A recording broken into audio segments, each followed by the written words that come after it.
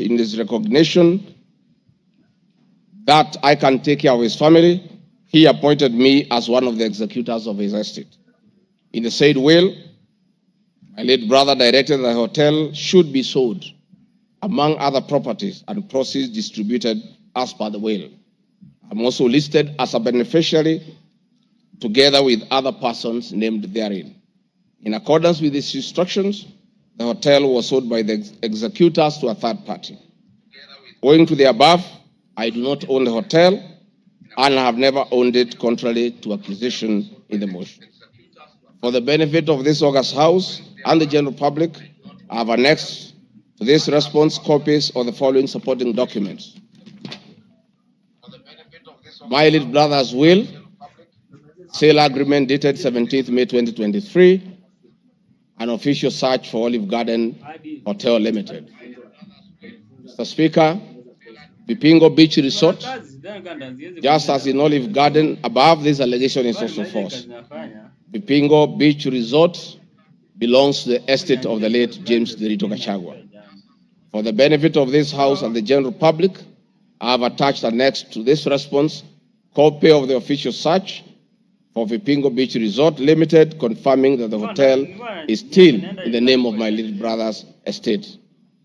Queen's Gate Service Apartments. The allegation is also false, as the property belonged to my late brother. Queen's Gate Service Apartments, registered in the name of Vipingo Beach Resort Limited, was sold to Cooperative Bank of Kenya Limited, Staff Retirement Benefits Scheme, as evidenced by the agreement for the dated 4th May 2022 and a transfer dated 5th October 2022, marked Annex RG6. Land parcel Ruguru Kiamariga 2023 in Madeira East constituency, which have originally constructed a helicopter landing facility. My response is, I do confirm that I own the above referenced property, which is approximately 2.5 acres in size and which I have planted napier grass for my dairy cows. I purchased the land in the year 2023 for 3.5 million from farm proceeds coming from my dairy farm. I have read through the motion and there is no iota of evidence adduced of the impropriety in the way I acquired this small property. Finally, on this matter, I wish to confirm that there is no helicopter landing facility for this particular parcel on the motion. This part is also false. I attach a copy of the agreement for purchase of this property marked Annexure RG7. 40 acres of land purchased in Kakuret within Kabraine in Nyeri County.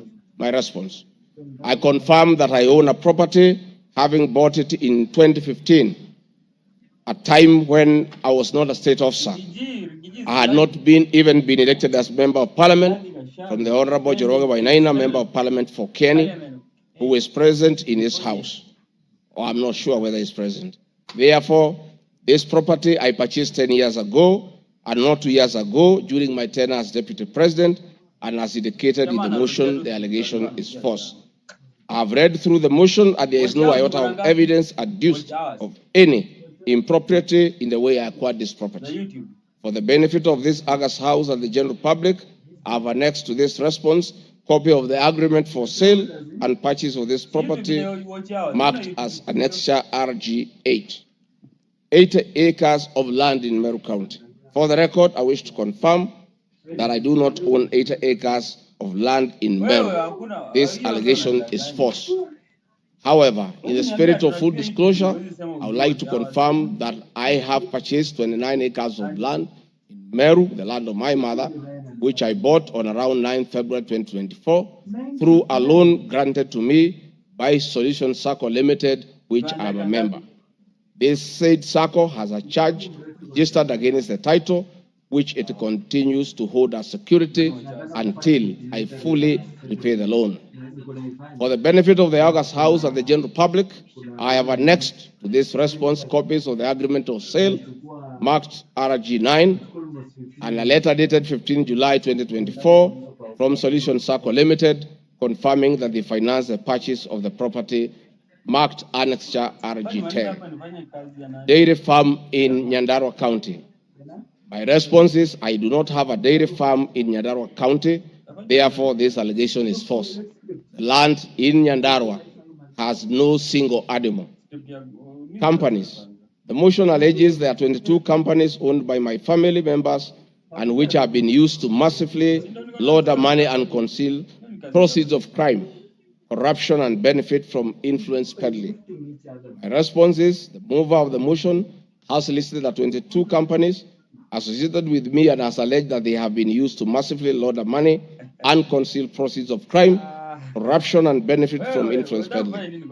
I have carefully gone through the motion and have not seen any evidence to support or prove the allegations therein. It is not clear to me how to respond without having seen any evidence incriminating the companies. I would like to be clear that these companies have not been involved in any illegal activities, and I believe that is why the mover of the motion has not tabled any evidence of impropriety with respect to the companies. It does appear to me that the mover of the motion was so meticulous to get all the companies associated with me and my family, and I believe that he also had evidence of illegalities committed by the companies, he would have shared or tabled that for the record. However, it is not possible to get evidence of illegality where there is none. Having said the above, allow me just to mention a few companies because there are many. Regarding GACHAGUA Foundation, this is a foundation I incorporated in 2022, and I clarify that the foundation is a non-profit making entity with the sole objective of uplifting the lives of less privileged in society.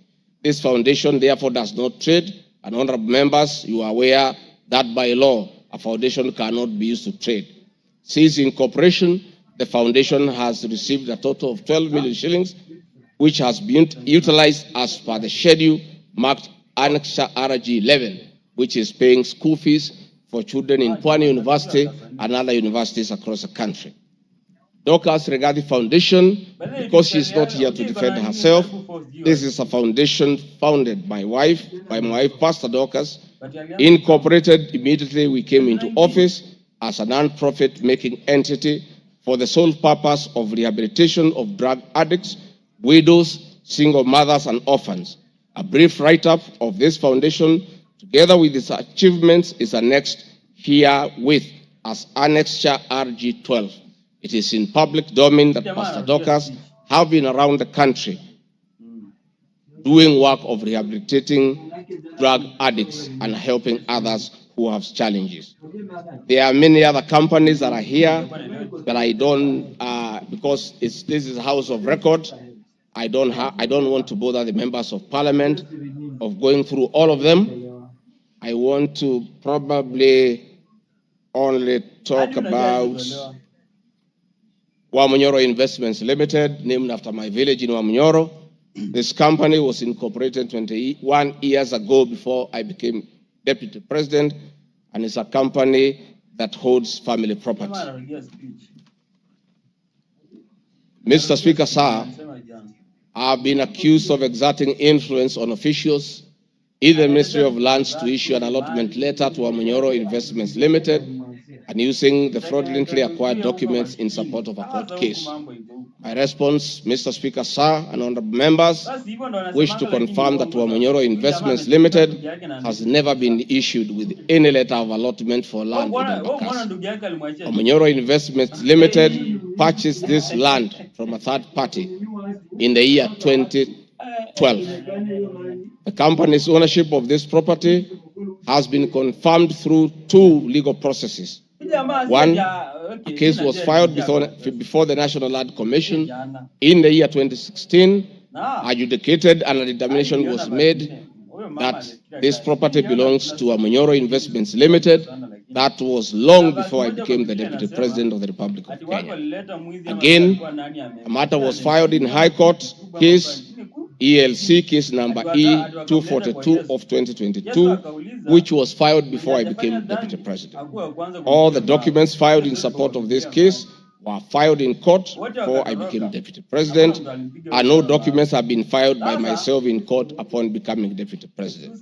This being the case, it is not true that I have used my office as deputy president to manufacture documents filed in this matter. The High Court found that this land legally belongs to Omonyoro Investment Limited and issued the appropriate direction. This matter has since been challenged in the Court of Appeal. I invite any honorable member who may want to be enjoined in this case to have the liberty to do so. Mr. Speaker, sir, I have been accused in the irregular procurement of mosquito nets at a cost of 3.7 billion. In response to paragraph 45, ground 7 at page 23 and 42, paragraph 78 and ground 11 and page 36, 37 or 42 of the impeachment motion, I wish to respond as follows. It is not true, as claimed in paragraph 3 of the witness affidavit of Andrew Mulwa, that I was involved in the KEMSA 3.7 billion irregular procurement of malaria nets, either directly or through proxy. Further, Shobika Impacts Limited was not awarded the subject tender as the acting director of procurement, Dr. Justice Kinoti, by letter 5th May 2023, formally notified Shobika Impacts Limited that its bid was unsuccessful because its tender security was not paginated and the tender was hence non-responsive. That is clear at paragraph 4 of the witness affidavit of Andrew Mulwa. He contradicts himself by claiming that on 11 July 2023, I pressured him to surrender the original bid board. Yet by the letter dated 5th May 2023, KEMSA had requested for collection of the original bid. Thus, there was no cause to pressure to be exerted on Mr. Mulwa for any other purpose.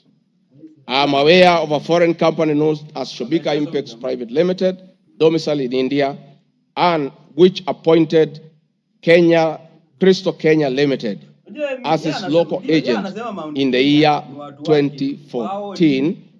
That is 8 years before GACHAGUA became the deputy president. To date, Crystal Kenya Limited has complied with the agency terms between itself and Shobika Impacts Private Limited, annexed hereto and marked as Annex RG18 in an appointment agency letter by Shobika Impacts Limited in the year 2014. Sometime in 2023, Kenya Medical Supplies Authority advertised tender MOL NFM 2022-2023 for supply of long-lasting insecticidal nets using the international open tendering method of procurement on behalf of the Global Fund. The monies for supply of the nets, as per my understanding, was a pure grant from the Global Fund. I am aware that Shobika Impacts Limited still participates in doing business with and has not been debarred by the Global Fund to date. I believe being technically qualified to provide and deliver the goods subject of the tender document, having the financial ability to do so, and without their participation or assistance from Crystal Kenya Limited, Shobika Impacts Private Limited independently participated and submitted in its bid in response to the subject tender pursuant to an invitation by KEMSA. Having not participated in the subject tender, Crystal Kenya Limited did not submit any of the documents in response to the subject tender. Specifically, Crystal Kenya Limited did not submit a bid board or tender security in its name in response to the subject tender. It is therefore not true that Crystal Kenya submitted a fake bid board with an intention to fraudulently acquire public property. It is also not true that with my sons I used Crystal Kenya to massively launder money, conceal proceeds of crime, engage in corruption, and benefit from influence peddling. Subsequently, by the letter 5th May 2023, KEMSA notified Shobika Impacts Limited that it was not successful because the tender security was not paginated and requested Shobika Impacts Private Limited to collect its bid security from the procurement office immediately. Annexed hereto and marked Annex RG19 is a said letter by KEMSA dated 5th May 2023. However, EACC commenced investigations of the subject tender, and on conclusion of the investigation by EACC, and the Senate on the subject tender.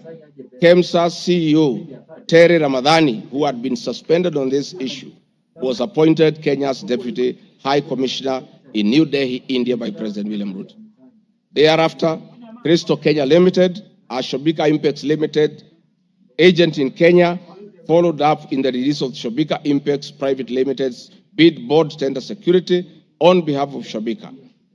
Annexed here to an marked Annexure RG20 is an email from Shobika Impex Private Limited email addressed to Crystal Kenya Limited, together with a letter of even date confirming that Crystal Kenya Limited had authority to collect their bid board.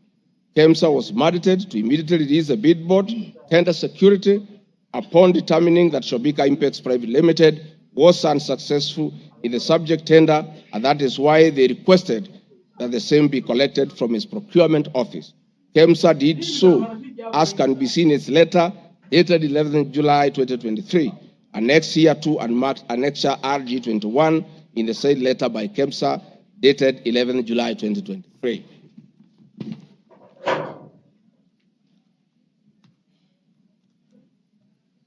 Mr. Speaker, noting that Shobika Impex Private Limited was not successful, it did not supply any goods and it did not receive any public funds in payment thereof with respect to the subject tender.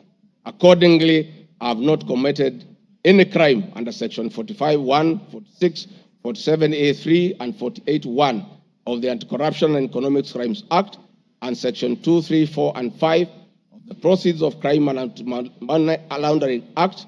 Further, I have not breached Section 34 of the Leadership and Integrity Act, for I did not bully any state or public officer with respect to the subject tender, and specifically, no evidence has been tendered to support the allegation at paragraph 78C of ground 11 at page 37 or 42 of the motion, which alleges that I summoned procurement officers in ministries and institutions, instructing them to direct procurement of goods and services in a specific manner.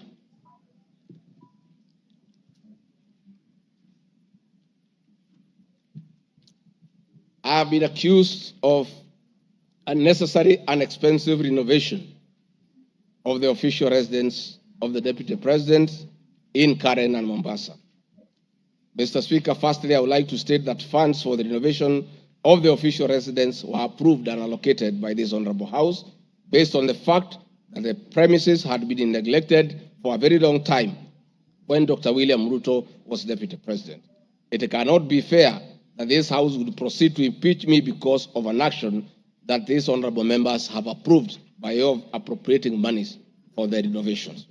Mr. Speaker, the contract for the refurbishment of the official residence of the Deputy President, dated 22nd December 2022, was signed by Honorable Katole Metito, the Controller of State House, Office of the President, and Agrobic Investment Limited that was awarded the tender, because the Controller of State House at that time was the accounting officer in charge of the Office of the Deputy President. The report of the Auditor General, Mrs. Nancy Gadongo, dated 24th January 2024, on the Executive Office of the President for the year ended 30th June 2023, gave the opinion confirming that due compliance with the Public Finance Management Act 2012, the report is annexed herewith and marks as Annex RG 23. I would also like to add that the Deputy President, as Deputy President, I am not involved in procurement processes of my office, whether directly or indirectly. I would also like to state that I do not know the company, Agropric Investments Limited, which undertook the renovations. I do not know the directors and the company. I did not participate in the tendering or supervising of the same. The motion dated 26 September 2024 alleges that on 29 January 2023, 45 million Kenya shillings was transferred to Bayani Enterprises Limited, which is alleged to be a special purpose vehicle used by me to siphon public funds. No evidence whatsoever is contained in the motion showing that the said company is in any way connected to me or that I have any beneficial interest in the said company, which I am neither a director or a shareholder. I categorically refute the allegation, which is false and unfounded. Mr. Speaker, I would also like to confirm that I'm not a director or a shareholder. directly or indirectly, of the company called Agro Brick Investments Limited, and I do not know its shareholders or its directors. Mr. Speaker, there is an allegation of dubiously acquiring substantial portion of the sum of 100 billion paid to Lusona Events Limited. My response, Mr. Speaker, is just like in the above other matter. I have read the motion, and I would like to state that there is no evidence that this company is linked to me. I wish to categorically state that I have no beneficial interest in the said company, and neither am I affiliated in any way to the directors and shareholders of the said company. I would also like to state that I'm not a director or a shareholder of the company and do not know its shareholders or its directors. I do not sit in a tendering committee. I am not the accounting officer of the Office of the Deputy President. I have also not had any complaints against the manner in which the company undertook the work. I am unable to confirm the allegations on funds withdrawn from the account of the company, since I am not a signatory to its account. I am not associated with the company in any way whatsoever. Mr. Speaker, the motion dated 26 September 2024 claims that I am reasonably suspected to be the principal beneficiary of the dubious transactions. However, Mr. Speaker, no evidence has been adduced or annexed to the motion to give credence to the allegations or suspicion. I categorically refute acquiring or benefiting from any funds paid to Lusona Events Limited, and therefore the allegation is false and unfounded. Mr. Speaker, I have been accused of siphoning money through St. Nicholas Rehabilitation and Industrial Training Institute Limited. My response, Mr. Speaker, is that the motion dated 26 September 2024 makes the claim that a payment of 21 million was made to a company called St. Nicholas Rehabilitation Center and Psychiatric Hospital. Then subsequently payment was made to Umalari Motors Limited. The motion claims that it is suspected that the entire transaction was used by me to siphon public funds and the payments typify money laundering transaction. I am not a director or a shareholder of this company, and I have never received any payments from this company. Similarly, I am not affiliated or related to the shareholders and directors of the two companies. No evidence has been annexed to the motion showing that I was a beneficiary of the funds paid as alleged. I wish to point out that I am not the accounting officer in the Office of the Deputy President, and I am not aware that the payments made to this company by the office. The allegation is therefore false and unfounded. Mr. Speaker, there is an accusation of alleged sensational but false accusations against the Honorable Lady Justice Esther Minor. My response, Mr. Speaker, it is alleged in the special notice motion on ground 4 on page 14, at a gross violation of the Constitution, that I publicly attacked the Honorable Lady Justice Esther Minor and forcefully threatened to bring action against her. First, Article 160, Sub-Article 5 of the Constitution provides that the judge cannot be found liable in a court of law for actions taken in good faith in lawful performance of their work. This provision is not a bar on freedom of expression guaranteed under Article 33 of the Constitution, nor a bar of the right to seek redress for legal wrongs simply because a wrong is committed by a judge. The exit multiple legal fora in which to take action against a judge for any actions that are not lawful. My statements were protected speech consequent to a decision by the learned judge in a matter involving my personal assets, which I disagreed with and found to be wholly unfair. The matter having been concluded at that stage, my criticism of the decision was not sub judice, nor in any manner prohibited by law. While I respected the ruling of the learned judge, I was in absolute disagreement with it. Contrary to the assertions in the special motion, I did not falsely threaten to bring action against the learned judge. I took actual legal action available to every citizen of Kenya under Article 160B, subsection 2 of the Constitution, which allows any person to petition the Judicial Service Commission for removal of any judge and filed a legal complaint before the Judicial Service Commission, JSC, in March 2024. The complaint being live before JSC, discussion of the conduct of the learned judge in the said manner here would be sub judice. A copy of the complaint is annexed herewith and marked Annexure RG 24.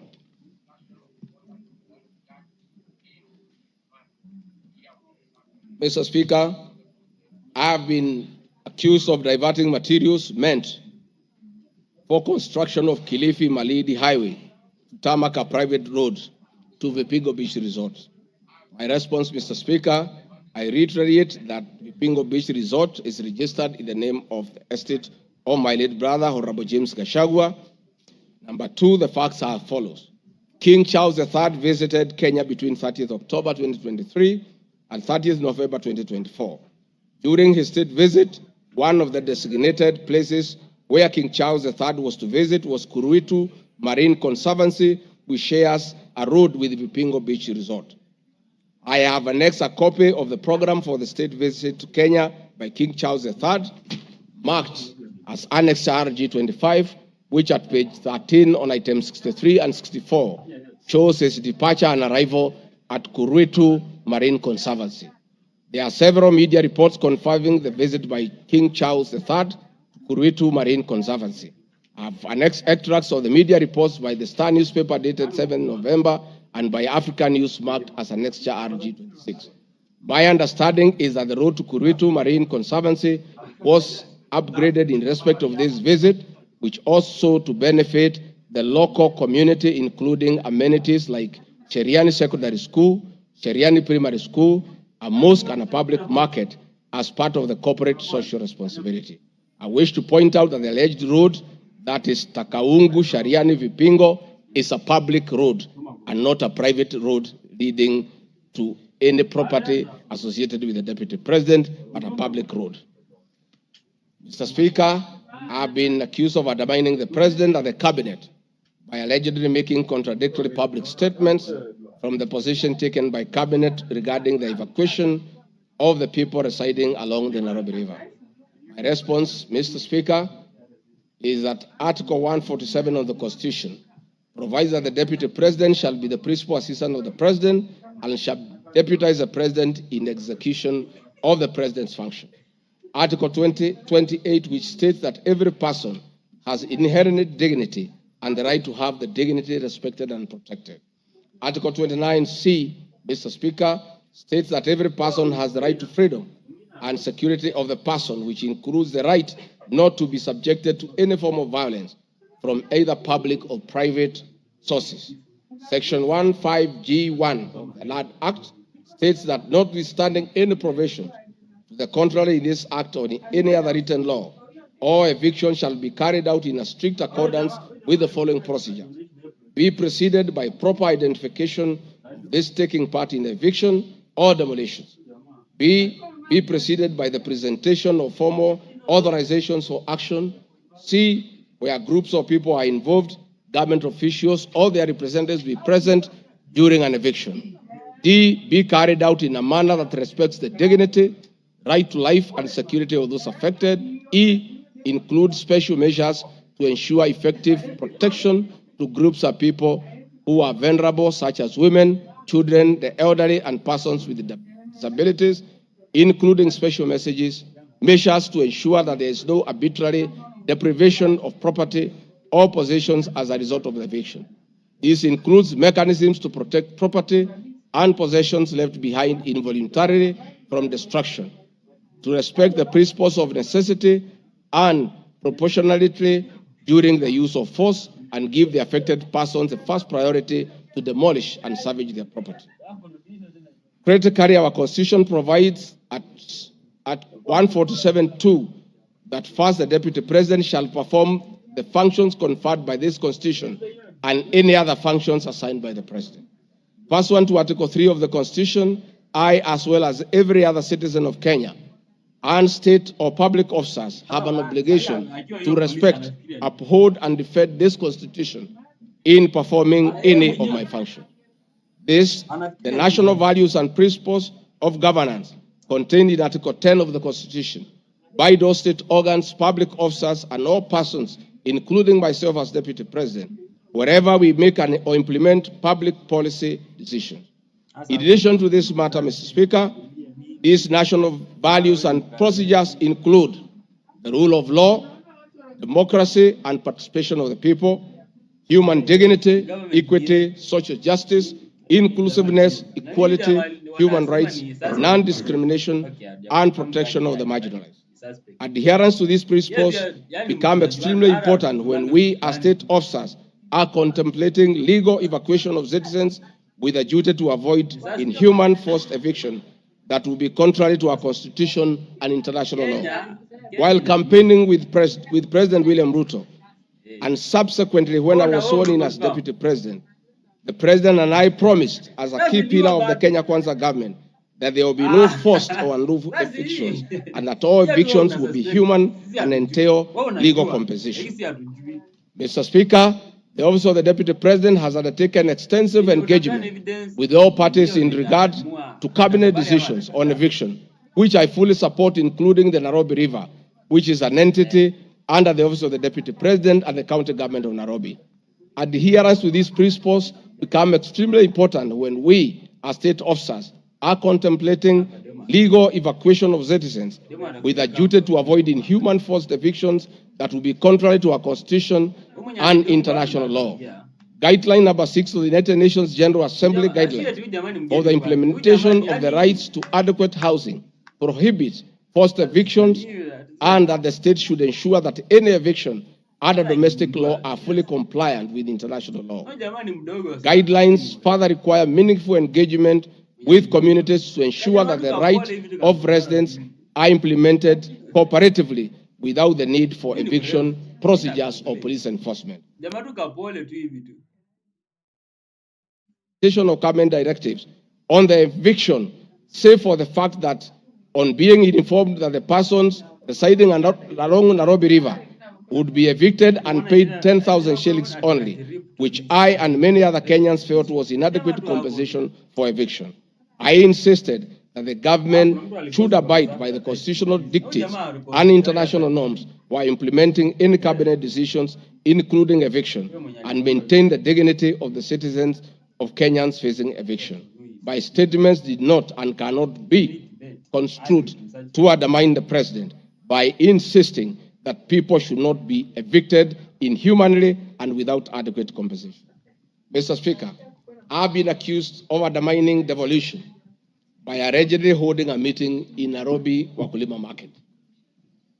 The motion alleges that on 28 September 2024, I unlawfully interfered with the running of the Nairobi City County government by holding a public rally where I allegedly incited citizens against lawful directives of the county government on planning and allocation of markets. My response, Mr. Speaker, is that the motion alleges that on 20 September 2024, I unlawfully interfered with the running of the Nairobi City County government by allegedly inciting citizens against lawful directives. Article 6(2) of the Constitution provides that the government at national and county levels are distinct and interdependent and shall conduct their mutual relations on the basis of consultation and cooperation. This being the case, it cannot be said that there is a violation of the Constitution when someone from the national government makes a comment on matters relating to county government. The traders had sought me out to intervene and request the governor on their behalf to dialogue with them and seek a solution to the grievances with regard to the relocation of markets. I request that a video annexed RG Video 3 be played for the benefit of members to say what I said.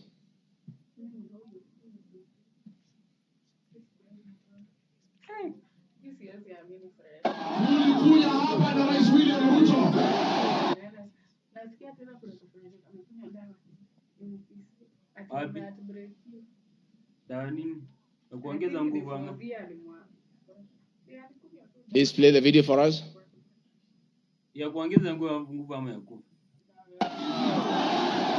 Tulikuja hapa na Rais William Ruto, mkatupatia kura, na rais na mimi tunaahidi nyinyi ya kwamba tukipata serikali hakuna siku mtahangaika. Na kwa hivyo mimi nasikitika sana nikisikia serikali ya kaunti inanyanyasa nyinyi. Hiyo hatuwezi kubali.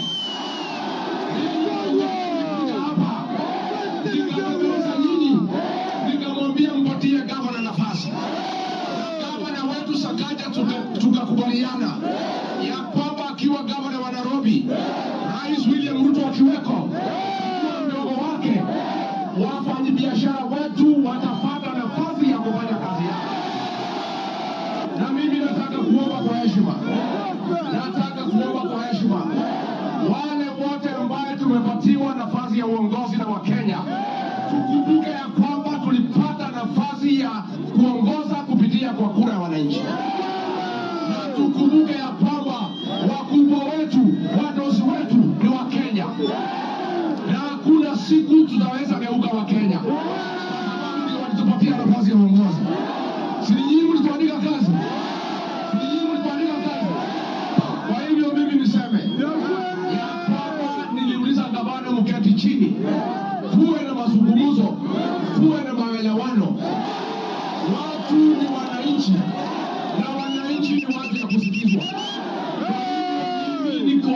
nimemhakikishia ya kwamba nimemuuliza gavana kwa heshima, na mimi sina kiburi.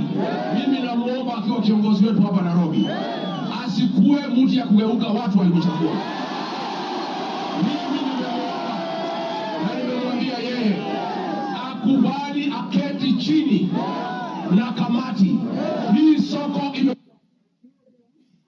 Thank you, Mr. Speaker. My counsel has just drawn my attention that in my earlier explanation on Nairobi River, I have a video 1 and 2 that I would like you to play so that I buttress my point on what I meant. This video 1 and 2. People of Kenya to work hard.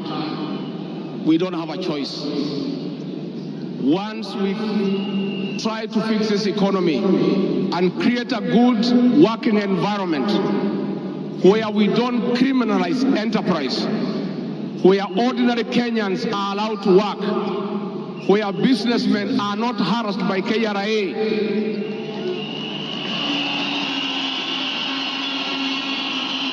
where goods belonging to the people of Kenya will never again be touched by overzealous public servants.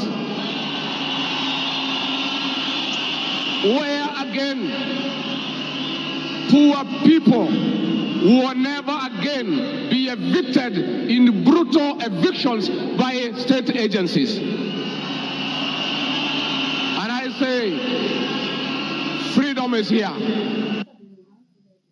Now, the number of fatalities from the ongoing forcible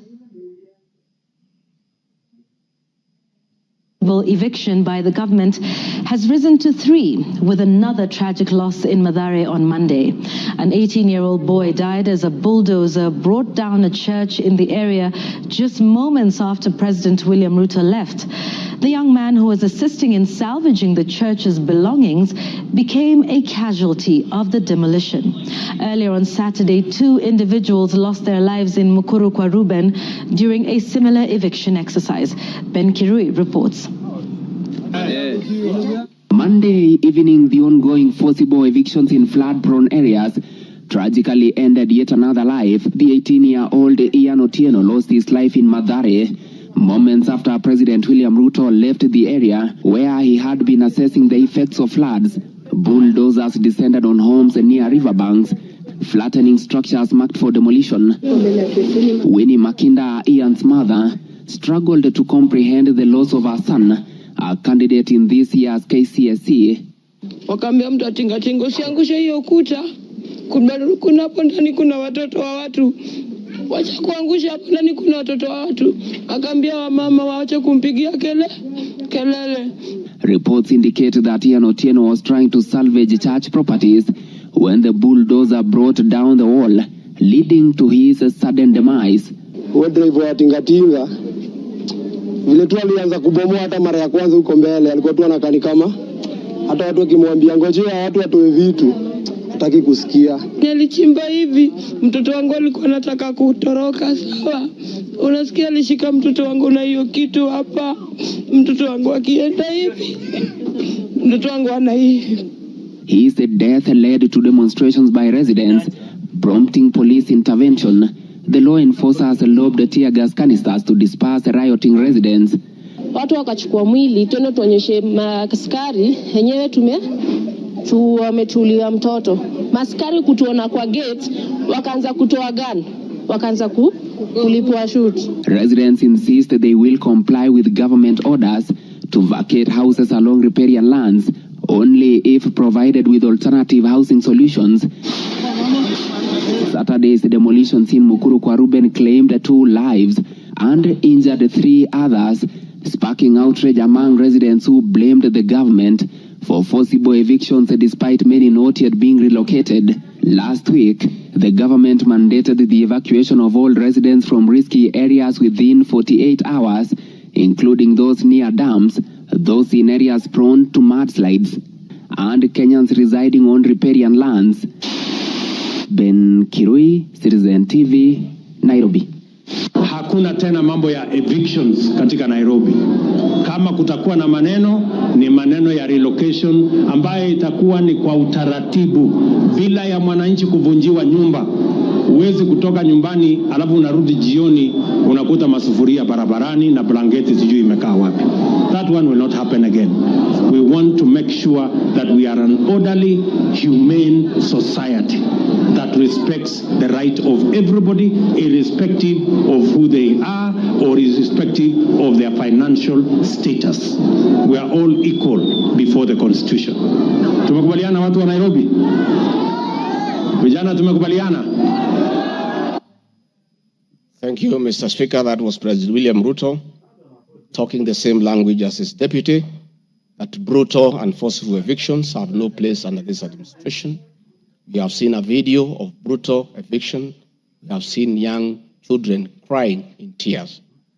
The deputy president is being accused of undermining his boss by just doing what his boss said, that we should never forcibly, brutally evict the people of Kenya. Mr. Speaker, the leadership of Nairobi business traders approached me sometime in March 2024 at the official residence to discuss multiple issues affecting business and requested engagement in the solution and intervention on these issues.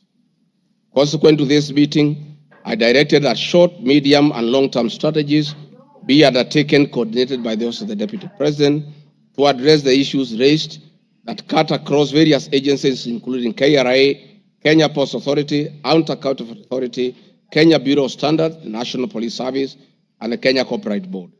On 11th April 2024, the Small Traders and Government Agencies Technical Committee, coordinated by my office, held a meeting to discuss issues raised by the small traders, including Mudhurwa Market, attended by the Office of the Deputy President staff, in a supportive role in keeping with the draft framework of cooperation and engagement between the government, the Nairobi City County government, and Nairobi business traders.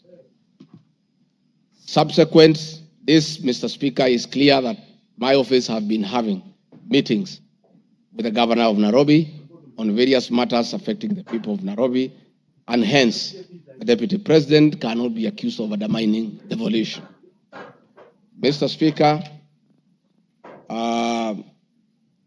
I've been accused of undermining devolution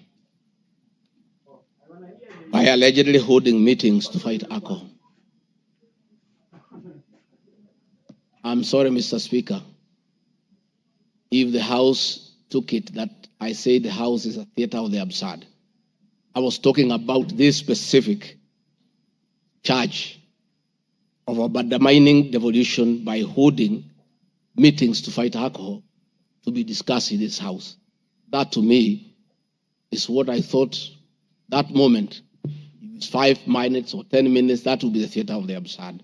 I did not attribute in any way by trying to demean this House that I sat for 5 years, by calling it the theater of the absurd. But this particular charge, Mr. Speaker, drug and alcohol problem in Kenya has been on the increase, and many of our youth have become addicted to alcohol and their lives destroyed because it causes them to drop out of school and start engaging in petty crime to look for money to buy alcohol.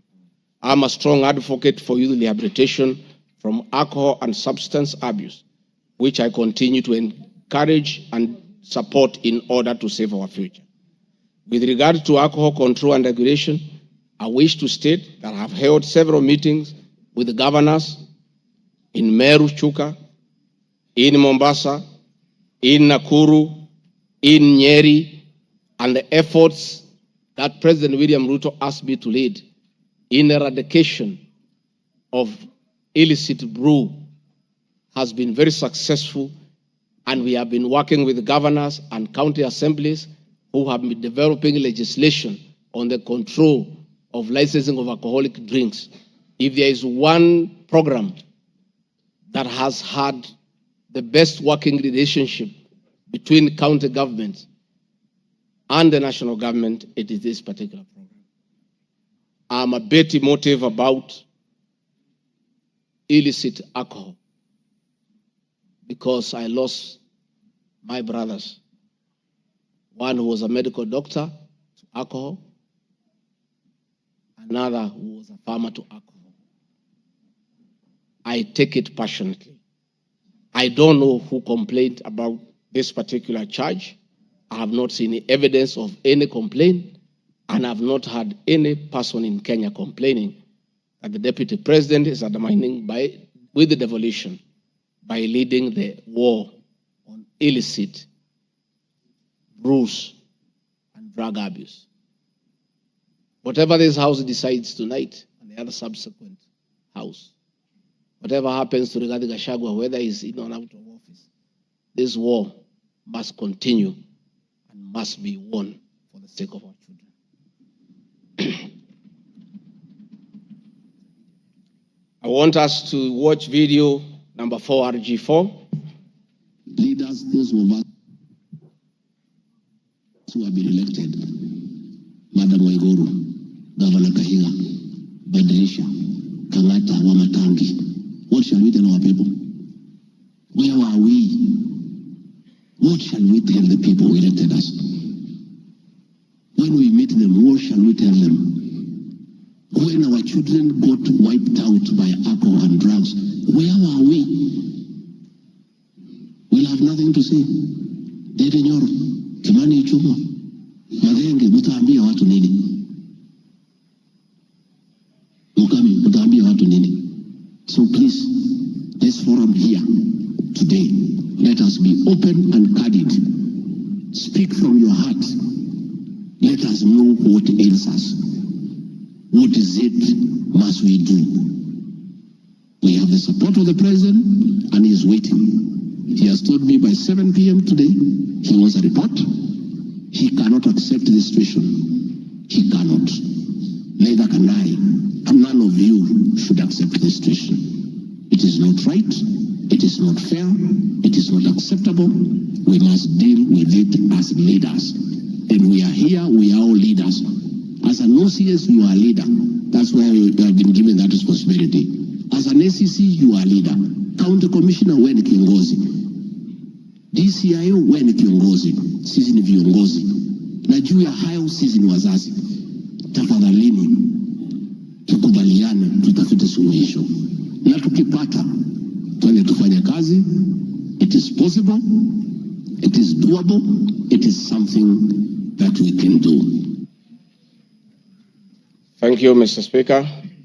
It's very clear that the meeting had all governors, members of parliament who are present here today, policemen, everybody, and we are all in agreement that the war must be won. It cannot, but the deputy president should be impeached for leading the war on alcohol. Sensational statements against the National Intelligence Service, its Director General, and officers. Mr. Speaker, during the assumption of office, I took an oath of allegiance in the following terms. Oath or solemn affirmation of allegiance to the President, Deputy President. In full realization of the high calling, I assume as Deputy President of the Republic of Kenya, I do swear solemnly affirm that I will be faithful and bear true allegiance to the Republic of Kenya, that I will obey, preserve, protect, and defend this Constitution of Kenya, as by law established, and all other laws of the Republic, that I will protect and uphold the sovereignty, integrity, and the dignity of the Kenyan people. So help me God. That is the oath that I took in Kasarani. Article 239, Article 3 of the Constitution provides that in performing their functions and accessing their powers, the national security organs and every member of the national security organ shall not act in a partisan manner, further any interest of a political party or cause, or prejudice a political interest or political cause that is legitimate under this Constitution. Article 239, Subarticle 5 of the Constitution provides the national security organs are subordinate to civilian authority. In relation to this allegation, I wish to state that the National Intelligence Service holds a very critical role in ensuring the safety and security of our country. They are responsible for gathering intelligence and share it with all our law enforcement agencies to ensure that the country is safe at all times. Consequently, when the country was caught flat-footed with regard to the scope and extent of the public's dissatisfaction with Finance Bill 2024, which degenerated in a Gen Z protest. It pointed to the failure of the National Intelligence Service in carrying out its mandate.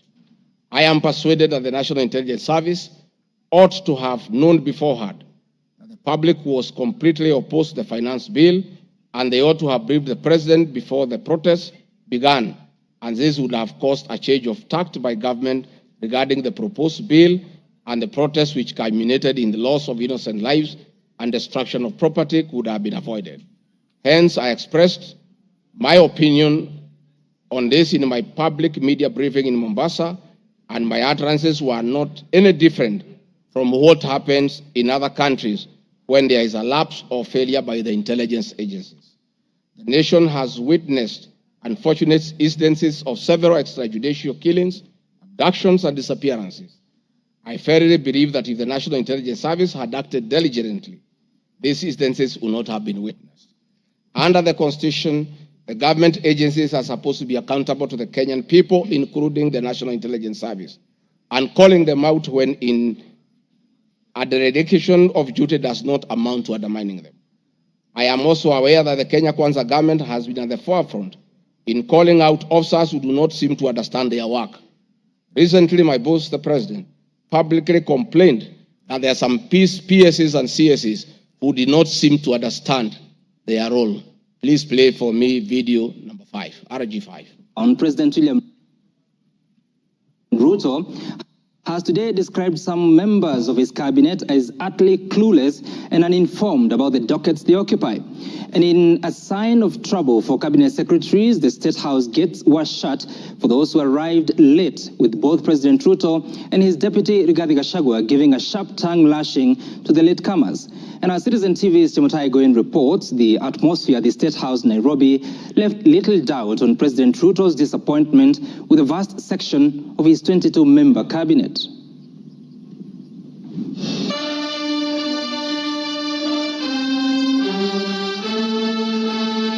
A cold morning in Nairobi, but the seats on the State House grounds came ultra-heated, particularly for cabinet secretaries.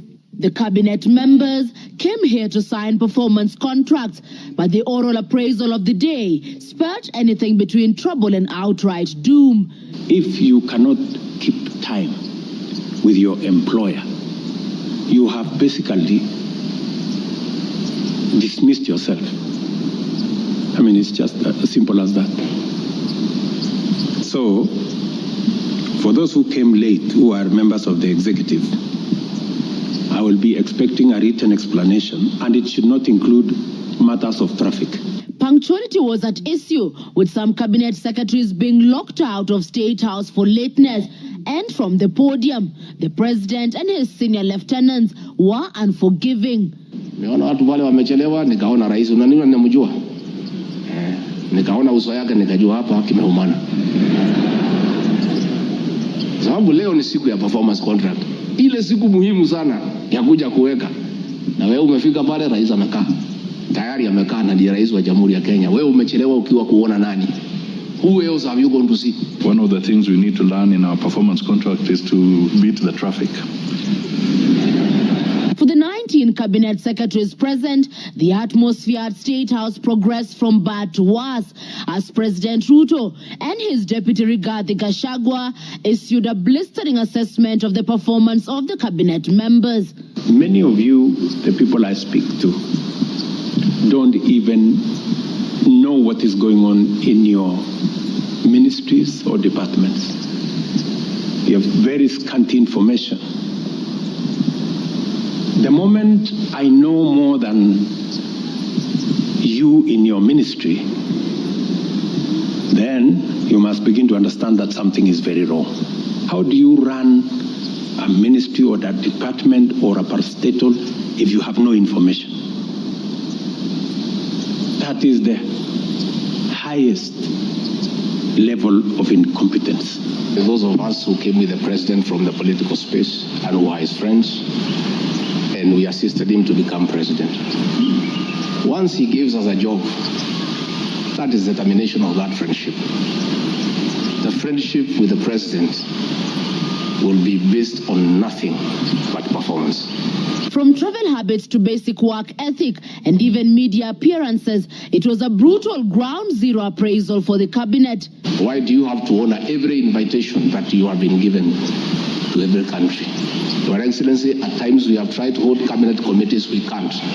5, 6, 7, 8 ministers are out of the country. Some change clothes at the airport from one country to another.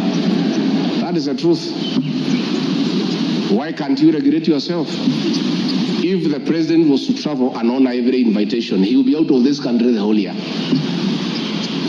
You just have to decide what is useful and other things you can leave to our ambassadors out of the country. So when you hear my deputy saying, find time, travel, but travel and see the people who have hired us, you know, go to different parts of Kenya so that you can get feedback from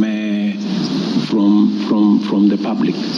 We have done so much as an administration, but the information is not out there. Our ministers are quiet. They are called for TV interviews, they don't show up to say what they have done. And then the media have a field day because nobody talks for government.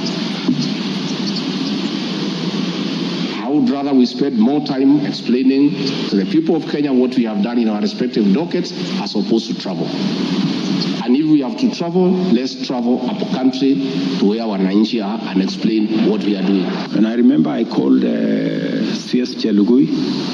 I didn't find him, so I called his PS and I found her and I explained to her, I told her, look, the public is not understanding this. Did I call you or not on Sunday? You know, I told you this is what the public is saying. Please do more sensitization on Hustler Fund Phase 2. With a very public expression of disappointment in his cabinet, President Ruto has triggered speculation on changes in government as his administration approaches the end of its first year in office. From punctuality to work ethic and general performance, the proverbial axe could well fall somewhere. With the performance contracts expected to foster a culture of high performance in the public service and also ensure that public resources are properly utilized, it is also set to offer a framework for President William Ruto to reward performers and also institute sanctions on non-performers. Chemutai Goin, Citizen TV. Mr. Speaker, President William Ruto, my boss, and I have been calling out senior officials when they fall short of expectations. The Director General of the National Intelligence Service is no exception. He's not above the law. He's accountable to the people of Kenya for his performance. And I have had an argument that we should not call out those in the security sector. I would like you to play the next video. We have the most incompetent Inspector General of Police, I think, in the world. The most incompetent in the whole world. His incompetence may not necessarily play out when things are working, but when things get to a head and you need some decisions to be made, I can tell you for sure, the gentleman we have as an IG cannot make any decision. Nataka tumwambie ule mtu wa sinema mingi anaitwa nani ule mtu? Ule sijui anaitwa DCI, ule anaitwa nini? Ule mtu anaitwa Kinoti. Awache ujinga. Huyo bwana Kiboti awache ujinga. Sio kama tunaelewana.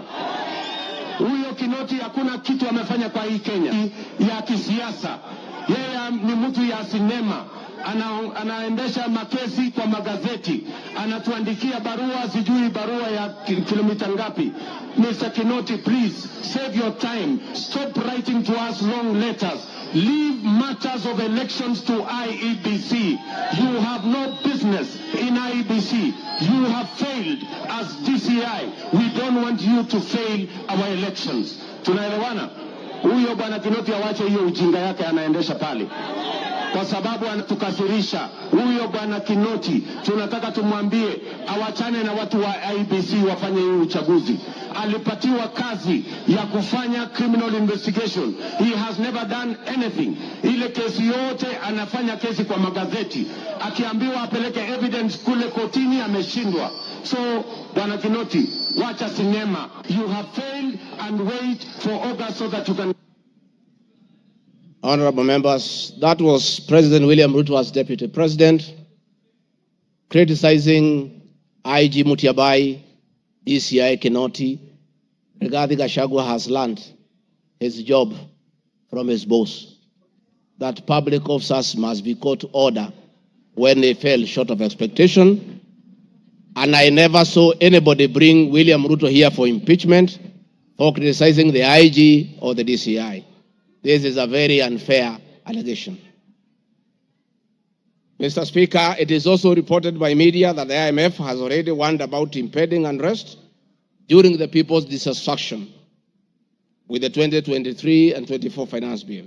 Many of you will recall, Mr. Speaker, after the September 11th terrorist attack in the US, the US intelligence agencies were massively criticized, and an inquiry was even opened to investigate why their intelligence agency was not able to detect and thwart the attack.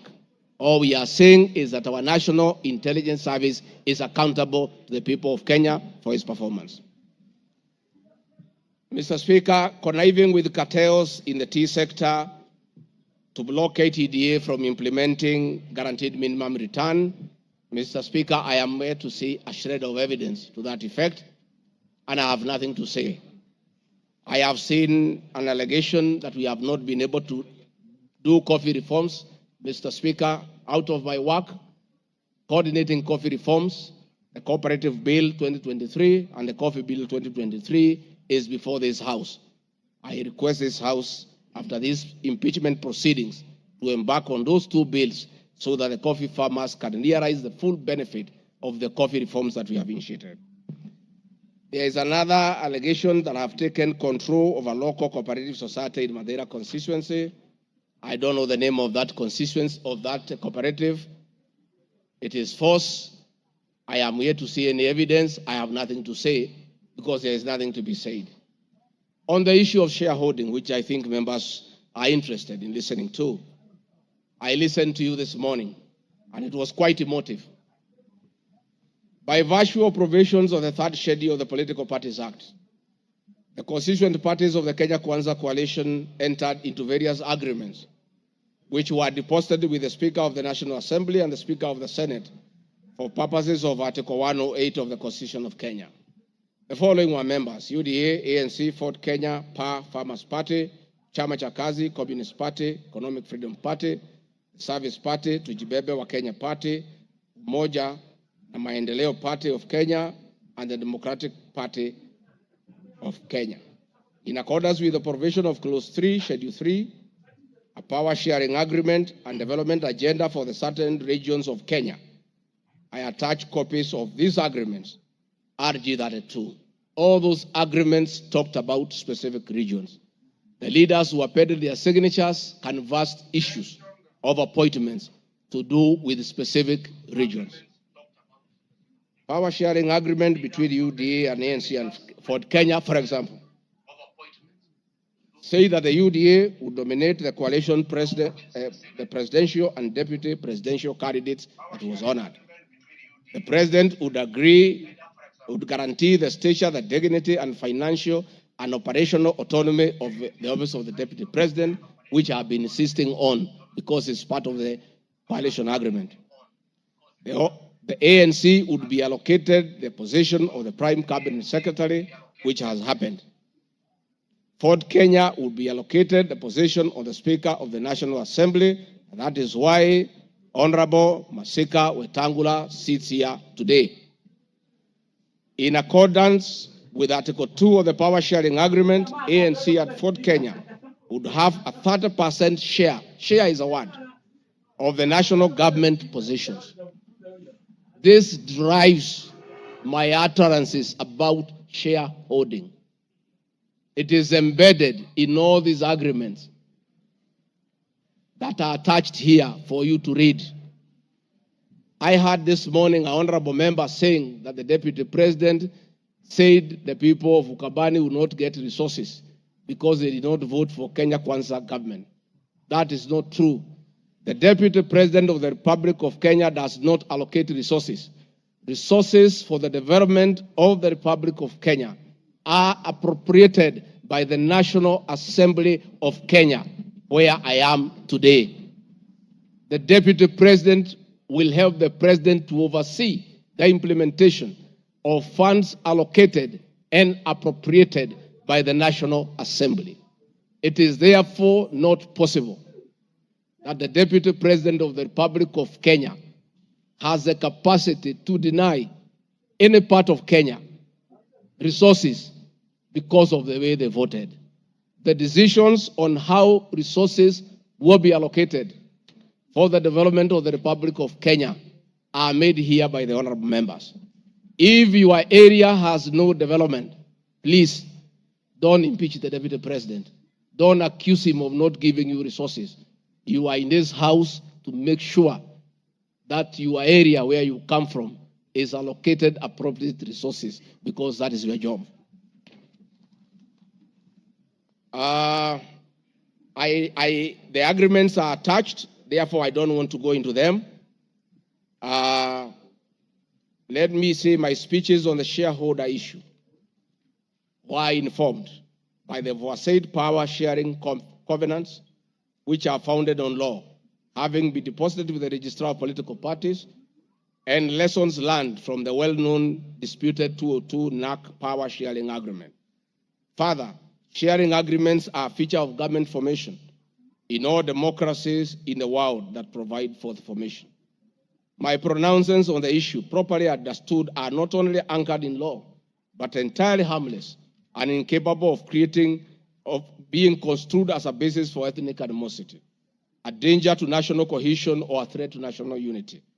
On the contrary, coalition building has been one of the most important innovations since the disputed 2007 elections in ensuring stability, equitable sharing of political power, national cohesion, and fostering of national unity.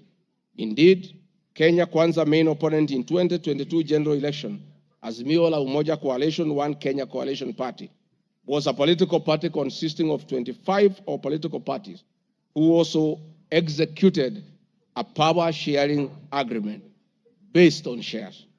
I'm also aware that the Jubilee Coalition that executed a 50-50 power sharing agreement between TNA party and URP party for 2013 general election. I have thus not violated section 13(1)(a) and 62 of the National Cohesion Integration, nor has this commission summoned me to explain any of my comments and how it can affect cohesion. However, notwithstanding the said power share agreement, upon election as deputy president, I went out of my way, as required by the Constitution of Kenya, to serve all Kenyans regardless of their political preferences during the election or ethnic origin. I now produce the following video showing some of my speeches all over the country as marked RG Video 7.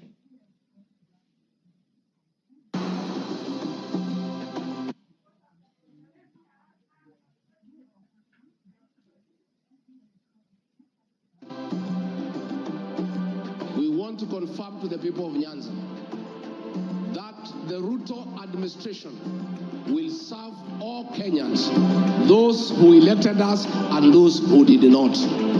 Kenya hii kila mtu afanyiwe kazi, kwa sababu kila mtu analipa kodi. Mimi sikusema Kenya ni ya shareholders. Nilisema serikali, mkiunda serikali wale wanakusaidia kuongoza, unatakiwa uweke wengi wale walikuamini na wale walielewa manifesto yako. Mimi nimetembea Kenya. Mnasema nilikuwa Mombasa, hii hapana mlima. Mimi nilikuwa Wajir, hii hapana mlima. Nilikuwa Garissa, hii hapana mlima. Nilikuwa Mount Elgon, Nandi nimekuja karibu mara 10. Eldoret nimekuja karibu mara 6, Kericho nimekuja mara 4. Tea conference ya chai tulikuwa na nyinyi, niliweka Kericho. For now kazi yetu ni maendeleo. Tutafanya kazi na viongozi wote, akiwa wa chama ile, akiwa wa chama hii, we don't care. This is the time to serve the people of Kenya, and we shall work with all elected leaders, irrespective of their political affiliation.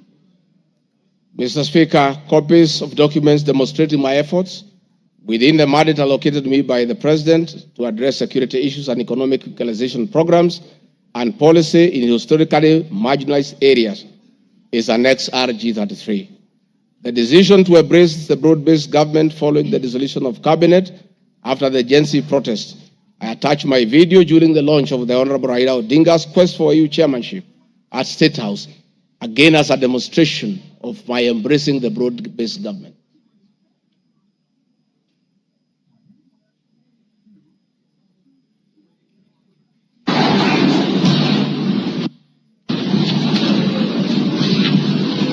Your Excellency, Dr. William Ruto,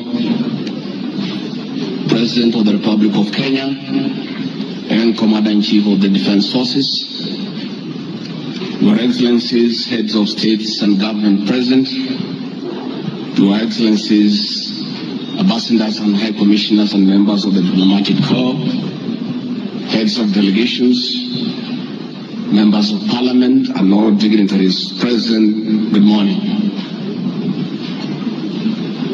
Your Excellency, let me say this is a great moment for our country. What a day, what a moment. We are here, Your Excellency, as a country to unveil Kenya's finest to go and lead Africa. It's a proud moment for this country. And I want to say, Your Excellency, the people of Kenya have been united to a man by the candidature of the Right Honorable Raila Odinga to be the chairperson of the African Union Commission. This is a quest that has brought pride to our nation. And I would like to tell the leaders here from Africa and the representatives that as a country, as we present the Honorable Raila Odinga to be our candidate, it is because Africa, our motherland, deserves the best.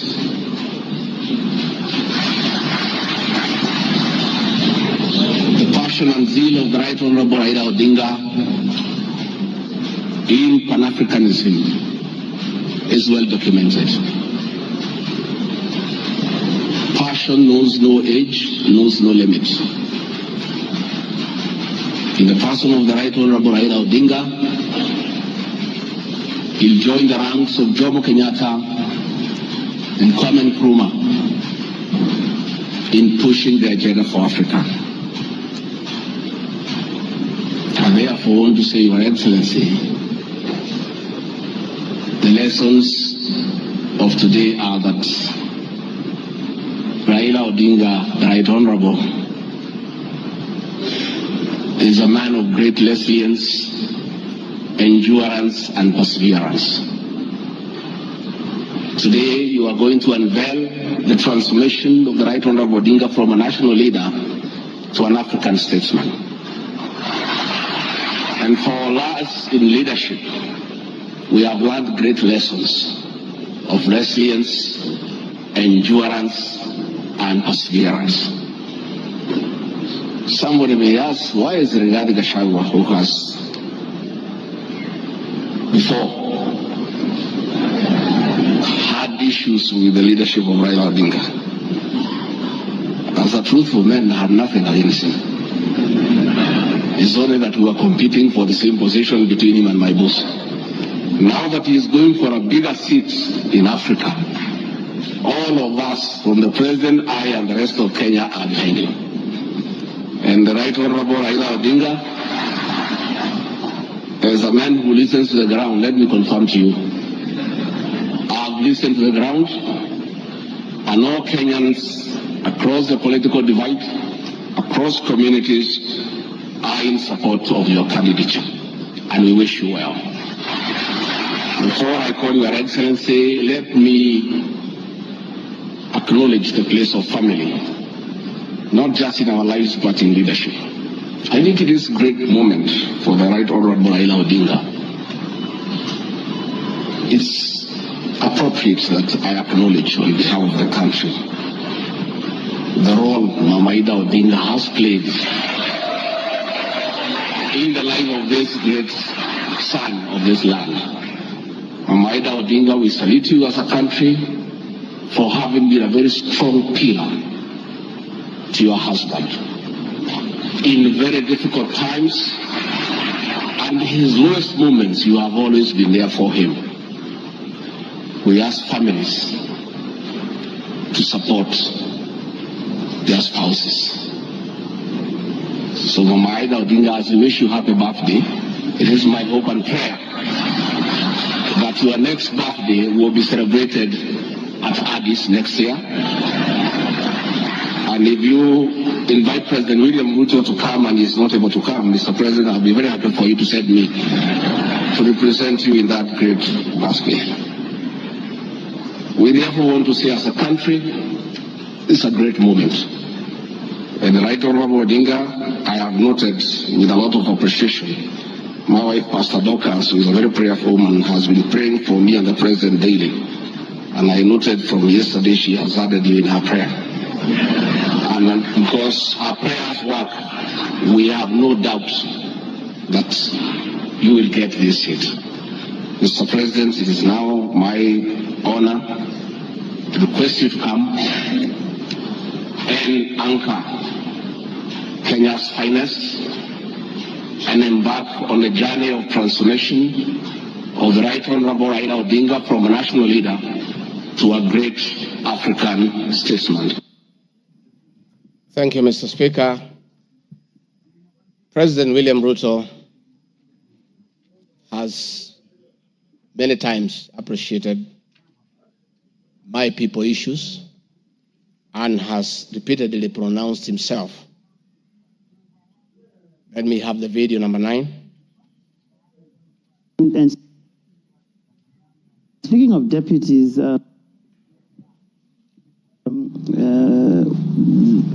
you have in the last few weeks named Mr. RIGATHI GACHAGUA as your deputy.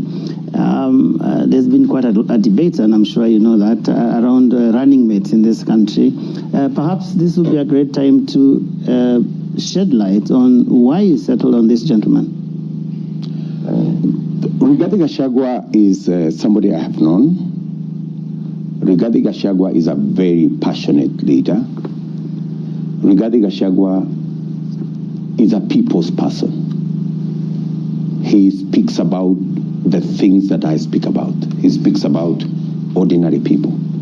He's concerned about matters to do with farmers. He's concerned about the things that are dear to ordinary Kenyans. And the nexus between me and RIGATHI GACHAGUA is the people. He believes in bottom up the way I do. And that is why I chose RIGATHI GACHAGUA to work with me. Thank you very much. Deputies. Thank you very much, Mr. Speaker. In addition, and almost in conclusion, I am not the only leader at the national level who has encouraged unity among Kenyans based on shared regional, geographical, and economic and other factors. I have attached several articles.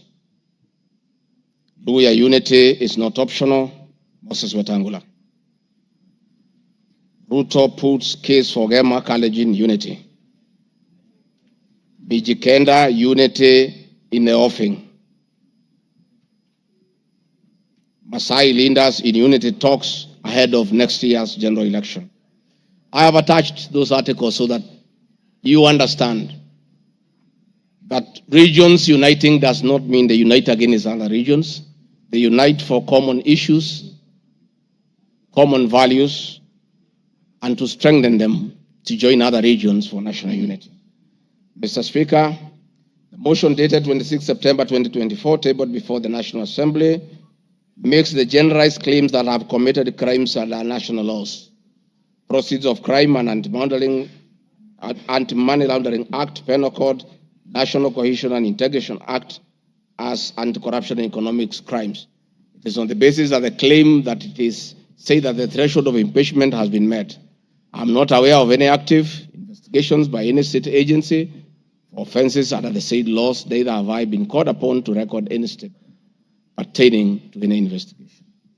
Just like any other Kenyan, the Constitution accords me the presumption of innocence in relation to criminal offenses until the contrary is proved in a court of law on a specific standard of evidence.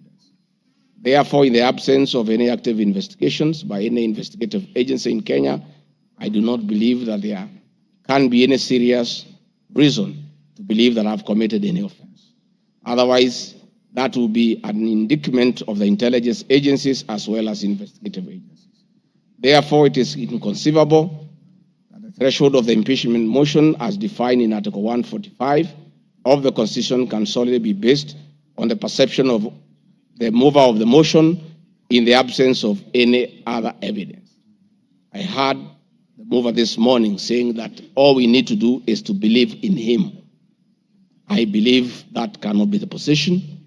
We need actual evidence against the Deputy President. The net effect of the impeachment of this basis of allegations of criminal offenses, whose evidence has not been tried and tested in court of law or by bodies mandated to investigate, would be to disqualify me from the possibility of holding public office in relation to Article 99(3) without the benefit of due process of law and exhaustion of the systems of appeal as provided in the Penal Code. Mr. Speaker, I do not wish to respond to the issues I had this morning that are outside the motion. I want to confirm that I have tremendous respect for Kenyan women, and I have never disrespected them. What has happened is that as politicians, there is always propaganda to undermine somebody. I call upon anybody with evidence that I have ever disrespected that person to come out and provide that evidence. I heard my very great friend, the Honorable Faith Getau, say that I disrespect women. Many times I've been to Nyandarua.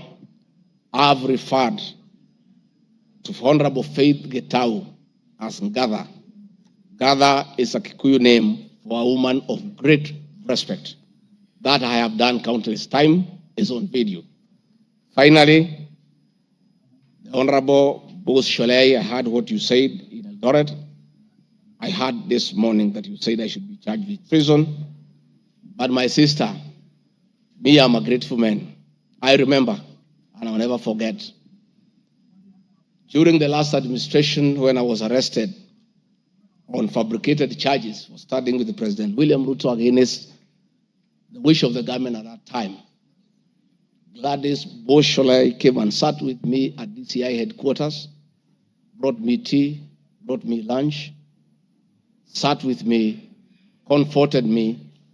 At court, she coordinated the collection of 12.5 billion shillings as my cash bail. She came to see me in Gigiri for 4 days and had very kind words for me. Despite what you have said, my sister, I do remember that one good thing that you did for me, and I'll love you and cherish you for the rest of my life.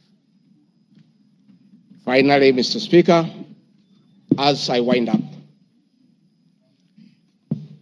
I want to appeal to this Honorable House to consider the allegations against me by the mover of the motion, weigh it against the attached evidence, weigh it against my defense and the attachments and the videos that I've played in this house. And exercise your mind and exercise your discretion. Search your conscience and decide if Rigathi Gachagua is guilty of any of those allegations or is undergoing a political process. If you are so persuaded and you search your conscience without any intimidation or coercion or inducement, and you think is the right thing to do, please go ahead and do so. If you search your conscience and listen to the issues that have been adduced here, and you find that there are no grounds to impeach the Deputy President of the Republic of Kenya, please make the right decision. But as you do so, many members who are in this House remember what President William Ruto as Deputy President went through. And most of us stood with him. Rigathi Gachagua underwent 4 years of persecution. Others were persecuted. But we took a firm stand because we believed we were doing the right thing.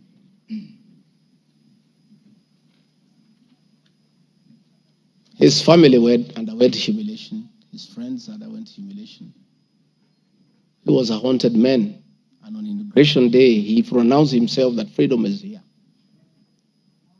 Again, under the new administration, the same Rigathi Gachagua, who underwent humiliation and persecution, finds himself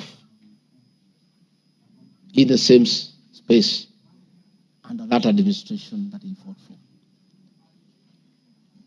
Try, look, reflect, and apply your conscience and make the right decision. Mr. Speaker of the House, I want to thank you for granting me this opportunity. And my address last night was not in any way meant to disrespect the House. Despite, Mr. Speaker, you having ruled that the matter should not be taken out of the House, it was being discussed in every TV station, in every meeting across Kenya. And Kenyans did not have a chance to also hear my side of the story. So I decided, since the accusations against me were everywhere in the country, the people of Kenya, and more so those who voted for me and President William Ruto, deserved also to hear my side of the story. I have tremendous respect for the National Assembly and your ability and capacity to make the right decision. Mr. Speaker, I want to thank you. Asanteni sana. Thank you very much, Deputy President. Thank you very much, Deputy President. I'm sure your fears that you will not be heard fairly have been allayed. You've been heard in absolute silence. You've been heard with total decorum from the House. And members, I salute you for the display of your legislative maturity in giving an opportunity to a subject to a motion in the person of the Deputy President to be heard. What is it, Rosa? The proceedings are still going on. Who is praying? Yes, Senior Counsel. These proceedings are still going on. Yes, indeed. Mr. Speaker, this is a House of Record, and I had wanted to rise under Standing Orders 65, 67A, and 67B. Two of those points you've already covered, Mr. Speaker. It is important that the record reflects that although the standing orders do not require that we listen to the witness in silence, indeed we did. Yes, absolutely. Secondly, that there was compliance with the Standing Order 67B2 in giving the witness a maximum of 2 hours. But there's a third one, Mr. Speaker, which I think should go on record. Standing Order 67A also requires that the witness be entitled to appear in person or with counsel. I see that the witness has appeared with at least 3 counsel, all of whose names should come on record, so that the record shows that counsel were actually allowed to the chamber. I see my friend Advocate Ongoya, my friend Advocate Njiru, so that there is no incompleteness of the record. I beg, Mr. Speaker. That is a fair comment. Counsel for the Deputy President, without making any unhelpful speeches, just put your names on record. I'm sure you have a team leader. The team leader will introduce himself and introduce his accompanying colleagues. Ongaya. Thank you so much, Mr. Speaker, sir, and thank you so much, honorable members. The team representing the Honorable Rigathi Gachagua, the Deputy President in these proceedings, is as follows. Honorable Paul Kibugi Muite, Senior Counsel, Mr. Victor Swanya Ogeto, my name is Elisha Ongoya, Mr. George Sakimpa, Mr. Ndegwa Njiru, Mr. George Wandati, Miss Faith Waigwa, Mr. Murigi Kamande, Mr. Amos Kisilu, Mr. Eric Kiprop Naibei, Miss Julia Omwamba, Mr. Tom Maina Masharia, Mr. Willis Echesa, and Mr. Andrew Moga. And that is all. Thank you. And apart from the three of you, the rest are within the precincts of Parliament? Are within the precincts of Parliament, save for Senior Counsel Paul Kibugi Muite, who sought to be excused from attending today, but is part of this team, and we are under his supervision and guidance. Thank you. From here, we'll proceed as follows.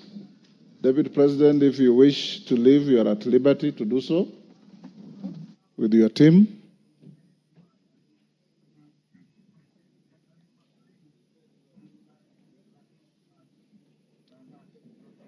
Na mwengi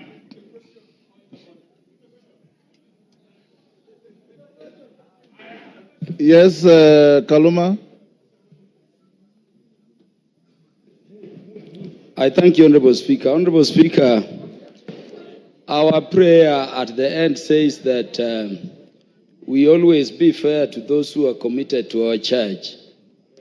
And Honorable Speaker, in his address to the House this afternoon, the Deputy President appears to have referred to some documents. I know we are moving towards the end of this particular session in considering this matter.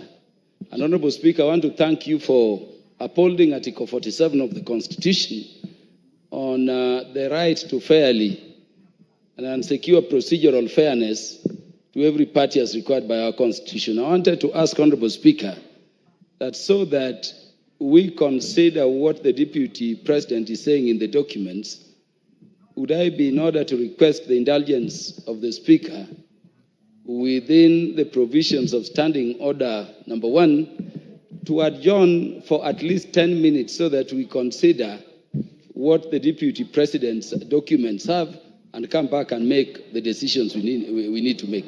Thank you, Honorable Speaker. The request does not meet my favor. Where's Mutuse? Mutuse, you have 30 minutes to reply before I call the minority leader and the majority leader. Will you exhaust your 30 minutes or you want to share out to anybody? I got an indication that you wanted to share 10 minutes to Kaluma. Pardon? I know. I am organizing the process. He's not going to be... I'm aware, Robert. Mr. Speaker, I will share 10 minutes to senior learned friend Mr. Peter Kaluma, 5 minutes to Deputy Majority Leader, who was my seconder, and I will utilize the rest, which is 15 minutes. Yes.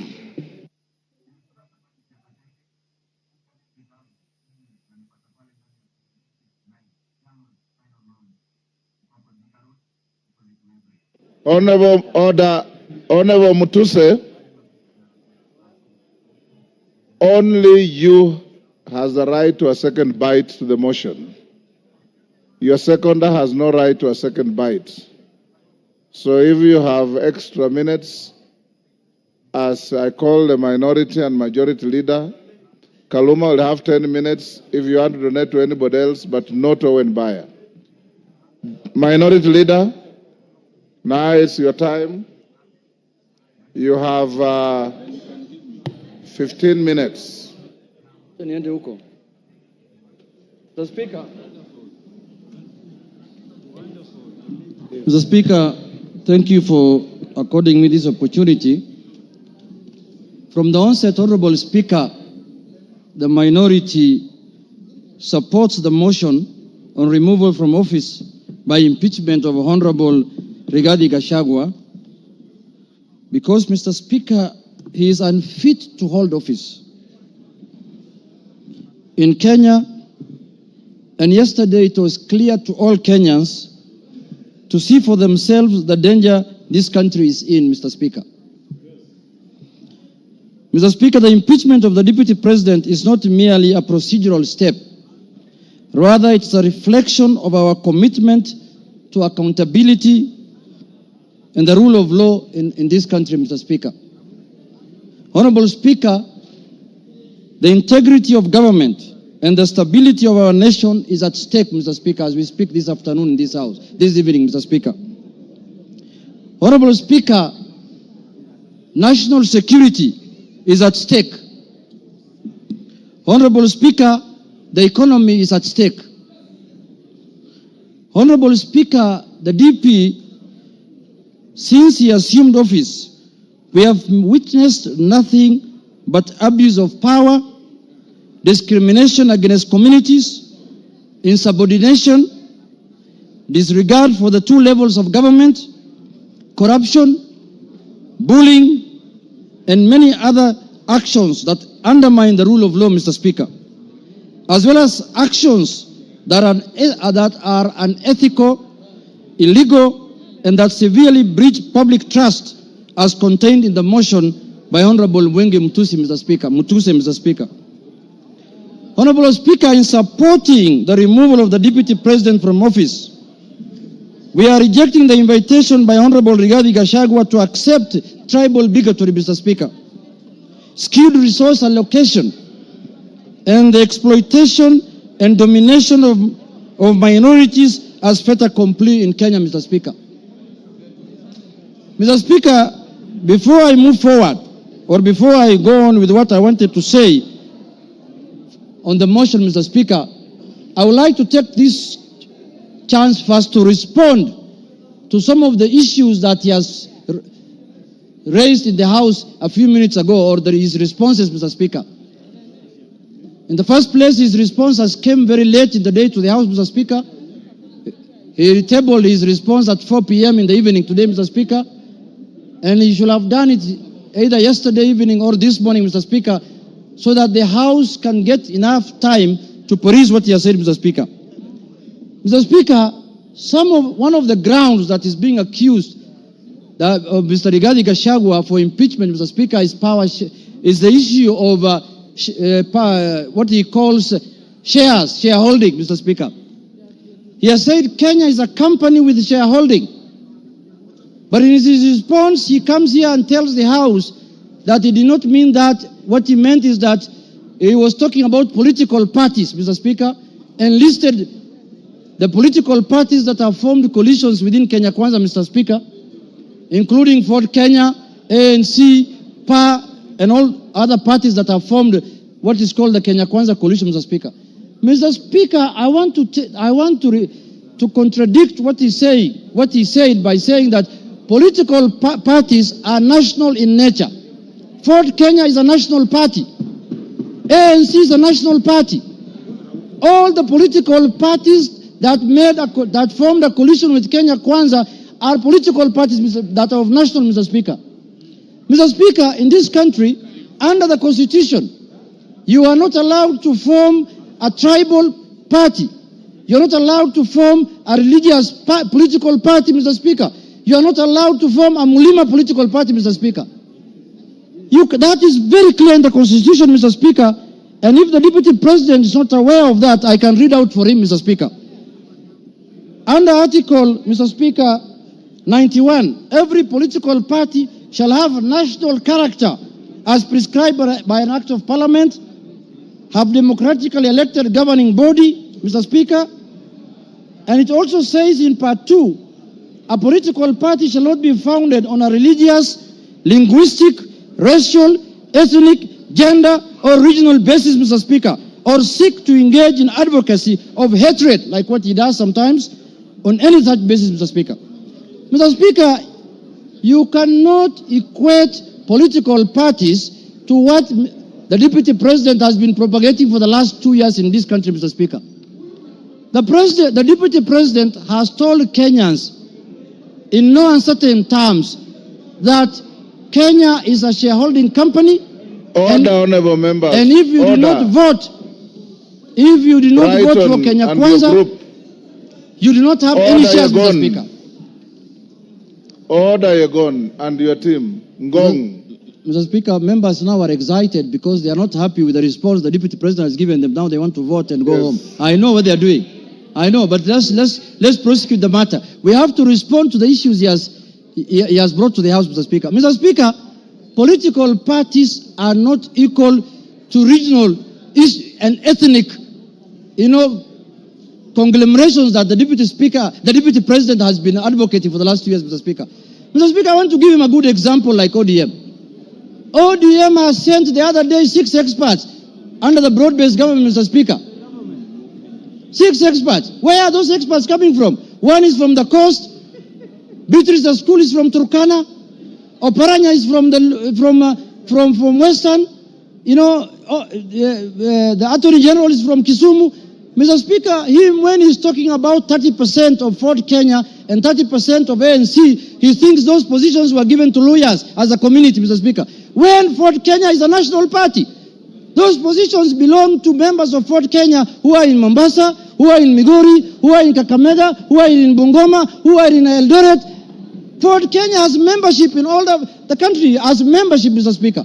So, Mr. Speaker, that ground is not, he cannot controvert that ground by saying that he was talking about the power sharing within Kenya Kwanza. No, he was talking about ethnic groups, Mr. Speaker. He said this government was formed by 2 ethnic groups, and that's how they are going to share power, Mr. Speaker. So that ground stands, Mr. Speaker, and that ground is impeachable, Mr. Speaker, on the Deputy President.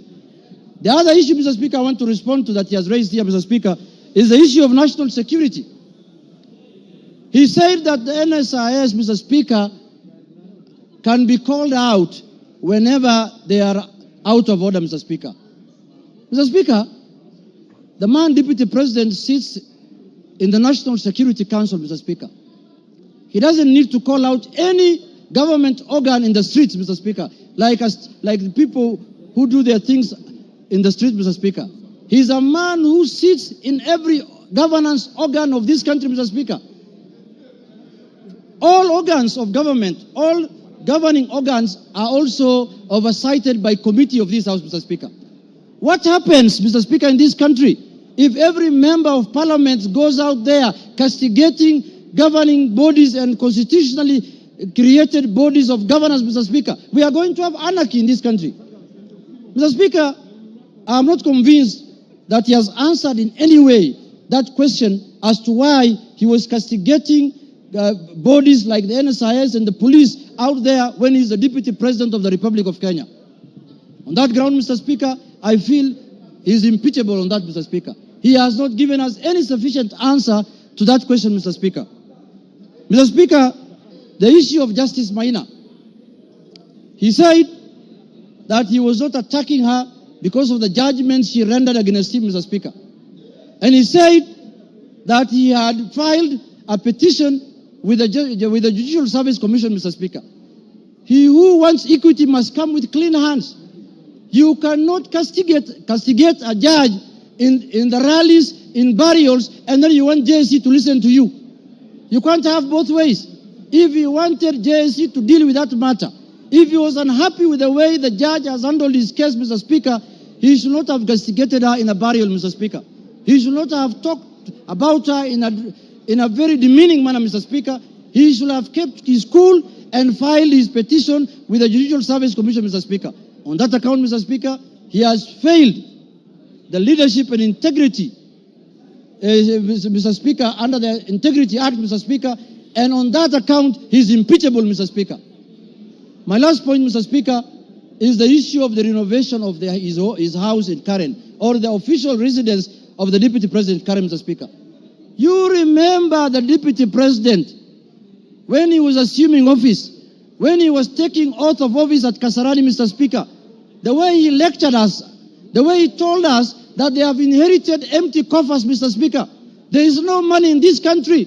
The former regime has looted and gone with everything, and goes ahead after 2 months to renovate his house, his official residence, with over 100 million, 45 million shillings, Mr. Speaker. Imetoka wapi, Mr. Speaker? Where has that money come from? Where has that money come from? He has not convinced us in any way how that money was spent, how those companies were paid, and on that account, Mr. Speaker, because of misuse of public resources, he is impeachable on that account also, Mr. Speaker. Mr. Speaker, I want to say this. When we gave ourselves the new constitution in 2010, we knew very well that we were coming from an era where we cannot impeach the president, we cannot impeach ministers, we cannot impeach the deputy president. Kenyans gave themselves the new constitution, and they put in there Article 150, knowing very well that one day they will hold their leaders, the president, the deputy president, accountable, Mr. Speaker. And they gave that mandate to this House, Mr. Speaker, and the Senate, Parliament in general, Mr. Speaker. Mr. Speaker, I was shocked under the public participation, people saying that Kufa Makanga, Kufa driver, Mr. Speaker. We cannot allow the driver to die because it is an issue. We are witnessing a situation where the Makanga wants to take the steering by force. And what happens after that? The driver is carrying 55 million Kenyans, Mr. Speaker. We cannot allow the driver to die because 55 million Kenyans are going to die with him. But the Makanga, who is just hanging at the door there of the matatu, can go, Mr. Speaker. If he misbehaves, Mr. Speaker. And, if he's not doing his work properly, Mr. Speaker, the easier one to go first is the Makanga, because the Makanga is the one who should be telling the driver what to do. And they're telling us here, Kufa Makanga, Kufa driver. The petition of the driver is not with us in this parliament. The petition we have, the motion we have before us today is the motion of the Makanga. And we are going to deal with him perpendicularly and thoroughly, Mr. Speaker, this afternoon. Mr. Speaker, I want to tell the House that us, the people of the minority, the Azimio people, Mr. Speaker, we have lived like orphans in this country for the last 2 years. Why do I say so? Mr. Speaker, we are taxpayers. Some of the places that contribute to the highest taxes in this country are areas that are dominated by Azimio people. And then somebody comes here and tells me, you are not a shareholder, you are not going to get services, you are not going to get development. What the hell is that? What the hell is that? Does the taxes that are paid by the Azimio people count for nothing, Mr. Speaker? And it is coming from the high office of the Deputy President of the Republic of Kenya, Mr. Speaker. Mr. Speaker, this is the time we are going to correct this thing so that it never happens again, so that we don't have another Deputy President who comes later. Because when we impeach this one, another one is going to be appointed. This is a lesson to the next one, that if you misbehave, we will just take you through this Goleta, Mr. Speaker. Mr. Speaker, I want to conclude by saying this. Let us not personalize offices. We don't have any ill will. We don't have any bad faith. We don't have anything that we are holding against the persona of Geoffrey Rigathi Gachagua, Mr. Speaker. We are dealing with the office of the Deputy President currently occupied by one Geoffrey Rigathi Gachagua, Mr. Speaker. The office holder. And let us not personalize. The office does not belong to him, does not belong to anybody. This is a constitutional office, and the Constitution has prescribed how to deal with you when you misbehave in that office, Mr. Speaker. So, Mr. Speaker, for Kenya to become cohesive, Rigathi must do what? Rigathi must? For Kenya to become cohesive.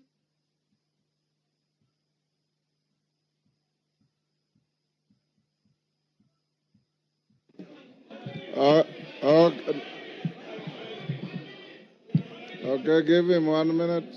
Mr. Speaker. Give him 1 minute. Mr. Speaker, I was telling members, for Kenya to unite, Rigathi must. For Kenya to prosper, Rigathi must. For Kenya to have unity, Rigathi must. For shareholding to end in Kenya, Rigathi must. For us to have a peaceful country, Rigathi must.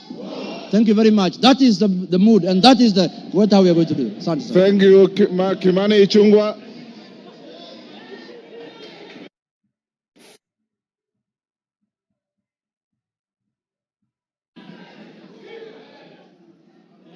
Honorable Speaker, thank you for this opportunity.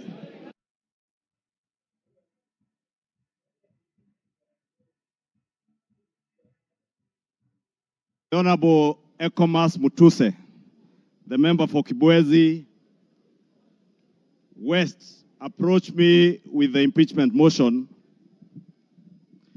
Honorable Speaker, I took some time not just to go through the grounds that he had stipulated for the impeachment of the Deputy President, but also to reflect on what Honorable Mutuse was asking me, not just as a member of parliament for Kikuyu and leader of majority party in this house to do, but also took time to reflect and ask the Almighty God to guide me and give me wisdom to do the right thing. Honorable Speaker, I pray to God that the Almighty God may give me wisdom to do that which is right. And not just what is right, Honorable Speaker, but also what is just. Just to the outgoing Deputy President of the Republic of Kenya, but also just, more importantly, just to the people of Kenya who turned out in their numbers in 2022 to vote in a government that they believed would create cohesion and unity and offer them opportunities to excel and prosper as a people. Honorable Speaker, as I prayed for wisdom, I was also conscious that what is right is not always easy. And what is right is not always popular. And being a son of the mountain, representing people of the Mount Kenya region, Honorable Speaker, it was clear to me that what may be popular today may not be right. And that is why I asked God to give me the wisdom to do that what is right, Honorable Speaker. And I am here today to do what is right for the people of Kenya. I am here to do what is right, not just for the people of Mount Kenya. I am here to do what is right for the greater good of the Republic of Kenya, Honorable Speaker. And that is why I rise to support this impeachment motion, Honorable Speaker. Honorable Speaker, having listened to Honorable Mutuse and all the grounds, and having looked at the Constitution, Honorable Speaker, and I would beg for us to look at Article 150 on the removal of a Deputy President, the reasons as to why you may remove a Deputy President from office. The first one is on the ground of physical or mental incapacity to perform the functions of that office. We have no capacity to determine the physical and mental capacity of the Deputy President, Rigathi Gachagua. But on impeachment as a second ground, the first ground is on the ground of a gross violation of a provision of this Constitution or any other law. The question that begs is whether one Rigathi Geoffrey Gachagua has contravened or has grossly violated one provision of our Constitution. And I think the Honorable Ekomas Mutuse was able to demonstrate this morning that Rigathi Gachagua has violated not one, but over 8 provisions of our Constitution, which I agree with the Honorable Mutuse. And for that reason, Rigathi Gachagua ought and must be impeached today. The second ground, Honorable Speaker, is where there are serious reasons and Senior Counsel Otiende Amolo went to great length this morning to explain what serious, when you believe there are serious reasons that the Deputy President has committed a crime under national or international law. Honorable Speaker, behind the veneer of humility that you have seen here this evening, behind the veneer of humility that Kenyans saw on national TVs on Sunday, pretending to apologize, is a dark face of violence. Is a dark face, Honorable Speaker, that is a great danger to our nationhood, a great danger to the unity of our republic, Honorable Speaker, a danger to the cohesive existence of our nation as we see it today, Honorable Speaker. On the first ground, Honorable Speaker, on the remark of Serikali ni kampuni, it pains me, Honorable Speaker, as I say, not just as leader of majority, but as a member of parliament of Kikuyu constituency, and also as a son of the mountain, where I come from. That, Honorable Speaker, today, the community I come from is being depicted as a community that is entitled and privileged. We are a community, Honorable Speaker, that has love for other Kenyans and other communities in our republic. We are a community that is known for our hard work and resilience, not for entitlement. We are a community that is peace-loving and that believes in the unity of one indivisible nation and Republic of Kenya. Rigathi Gachagua does not believe in an indivisible country. He believes in parochial, selfish, regional and sectarian interests. And for that reason, Honorable Speaker, we ought and we should impeach the Honorable Rigathi Gachagua.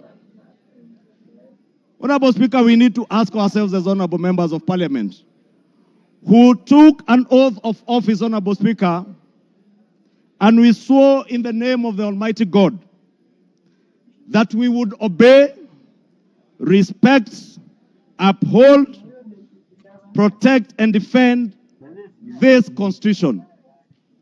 And today, Honorable Speaker, what we are being asked to do is to recall those words of the oath of office that we all took either with the Bible or with the Holy Quran in our right hands, Honorable Speaker, that for a man who has grossly violated our Constitution, whether we will stand up today to be counted as protecting and defending this Constitution by sending home one Rigathi Gachagua, Honorable Speaker. I want to say I rise to the occasion today to do what is right and to reaffirm that oath that I took with the Bible in my right hand, to obey, to defend, and to protect this Constitution that we all swore to defend. And I call upon all of you, honorable members, to defend this Constitution. Honorable members, for Kenyans around the country who watched in disbelief as the Honorable Rigathi Gachagua went to great length, and the Honorable Otiende Amolo told us this morning, if you have to spend 2 hours on national TV to defend corruption and tell the world how you are not corrupt, you are definitely corrupt. Honorable Speaker, the Deputy President with his legal team submitted their defense late at 4 p.m. this afternoon, imagining that we will not have the time to go through this voluminous document. If you go through what Rigathi Gachagua was telling you here, on Olive Garden Hotel, he claims that this hotel was sold by executors to a third party. Honorable Speaker, if you peruse through the documents, the third party that is said to have bought this hotel, Honorable Speaker, and allow me, Honorable Speaker, first to tell you that the joint executors of the will of the late Governor Nderitu Gachagua were Rigathi Gachagua, Advocate Njoroge Regeru, and one Mr. Mwai, who was said to have been his great friend, Mwai Madenge. Honorable Speaker, if you read the report filed in court by the Joint Will Executors, filed on the 27th of June this year, it says in the report that the Joint Will Executors will make decisions independently of the beneficiaries and without influence from any beneficiary, except for one who is both a beneficiary and an executor. The Joint Will Executors does not have the same attributes and mandates as for trustees, where beneficiaries would play a part assisting in decision making. What this is saying, Honorable Speaker, a document filed in court, is that Rigathi Gachagua, as a joint will executor, was also a beneficiary of the estate of his late brother. He was not only a joint will executor, he was also a beneficiary, and he was also a purchaser for value of the estate of his late brother.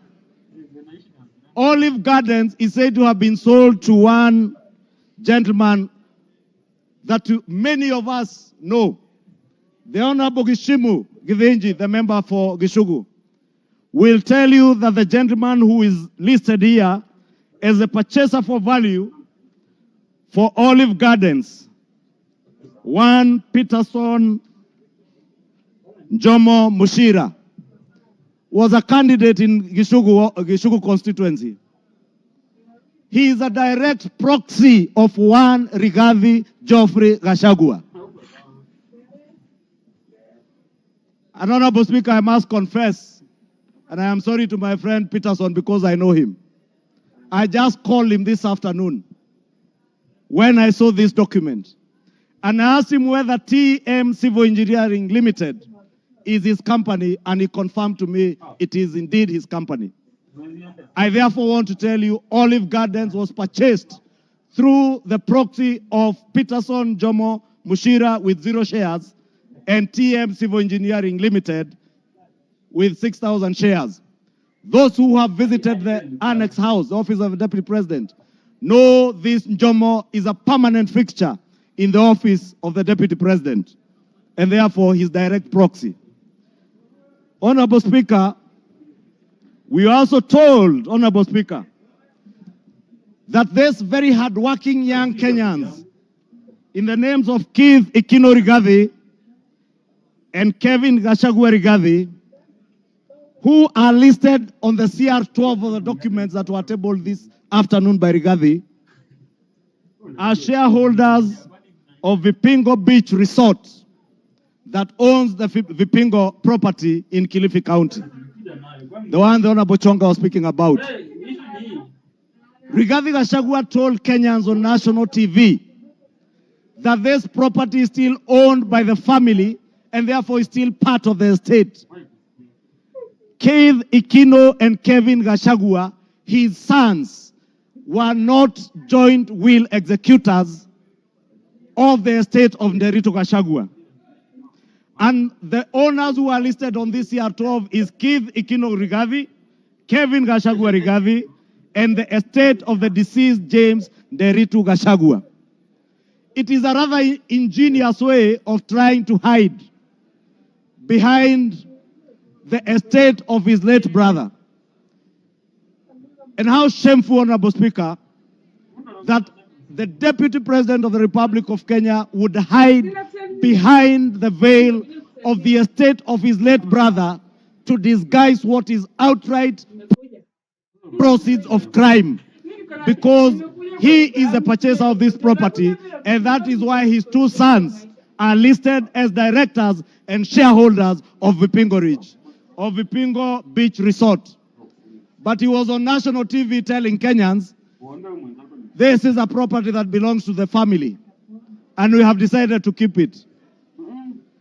This is a House of Records, Honorable Speaker, and it is good we gave the Honorable Rigathi Gachagua an opportunity to be heard so that we can expose his lies in broad daylight or this early in the evening. And I want to tell Kenyans and all of you members, save this country from this dark face, Honorable Speaker, honorable members. Save this country, Honorable Speaker. Honorable Speaker, because of time, I know there was alluding, Honorable Speaker, if you look at the time this company, Vipingo Beach Resort, was formed, it was founded on 5th August 2008. I would guess if Keith GACHAGUA is 31 years old today, at the time this company was registered, he was only 15 years old or 14 years old. He cannot have been listed as a director. His younger brother must have been 12 or 13. For heaven's sake, Deputy President, give some credit. Honorable Speaker, we also had the issue of shareholding, Honorable Speaker. And we were told that in our coalition agreements, Honorable Speaker, and you are then the leader of Ford Kenya, and you know you never subscribed to shareholding in our coalition agreements within Kenya Kwanza. Anybody who subscribed to the Kenya Kwanza coalition was subscribing not to shares, but to an ideology, a shared ideology, not shareholding, as Rigathi Gachagua wants Kenyans to believe. Honorable Speaker, let me finish by saying, Honorable Speaker, that the mountain is intact. The mountain is intact. The mountain is intact. The mountain is intact. The mountain is named after Kenya because it belongs to all the people of Kenya. We must end ethnic balkanization.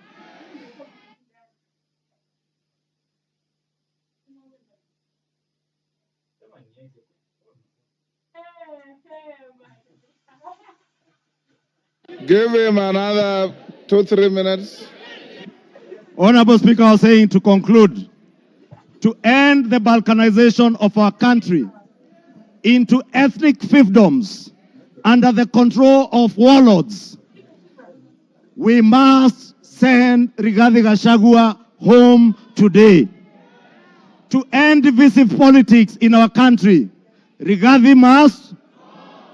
To end the culture of impunity, conflict of interest, abuse of office, state capture, and corruption in high office, Rigathi must. For accountability, for there to be integrity in the political governance of our country, Rigathi Gachagua must. For leaders in high office to bear policy and political responsibility, Rigathi Gachagua must.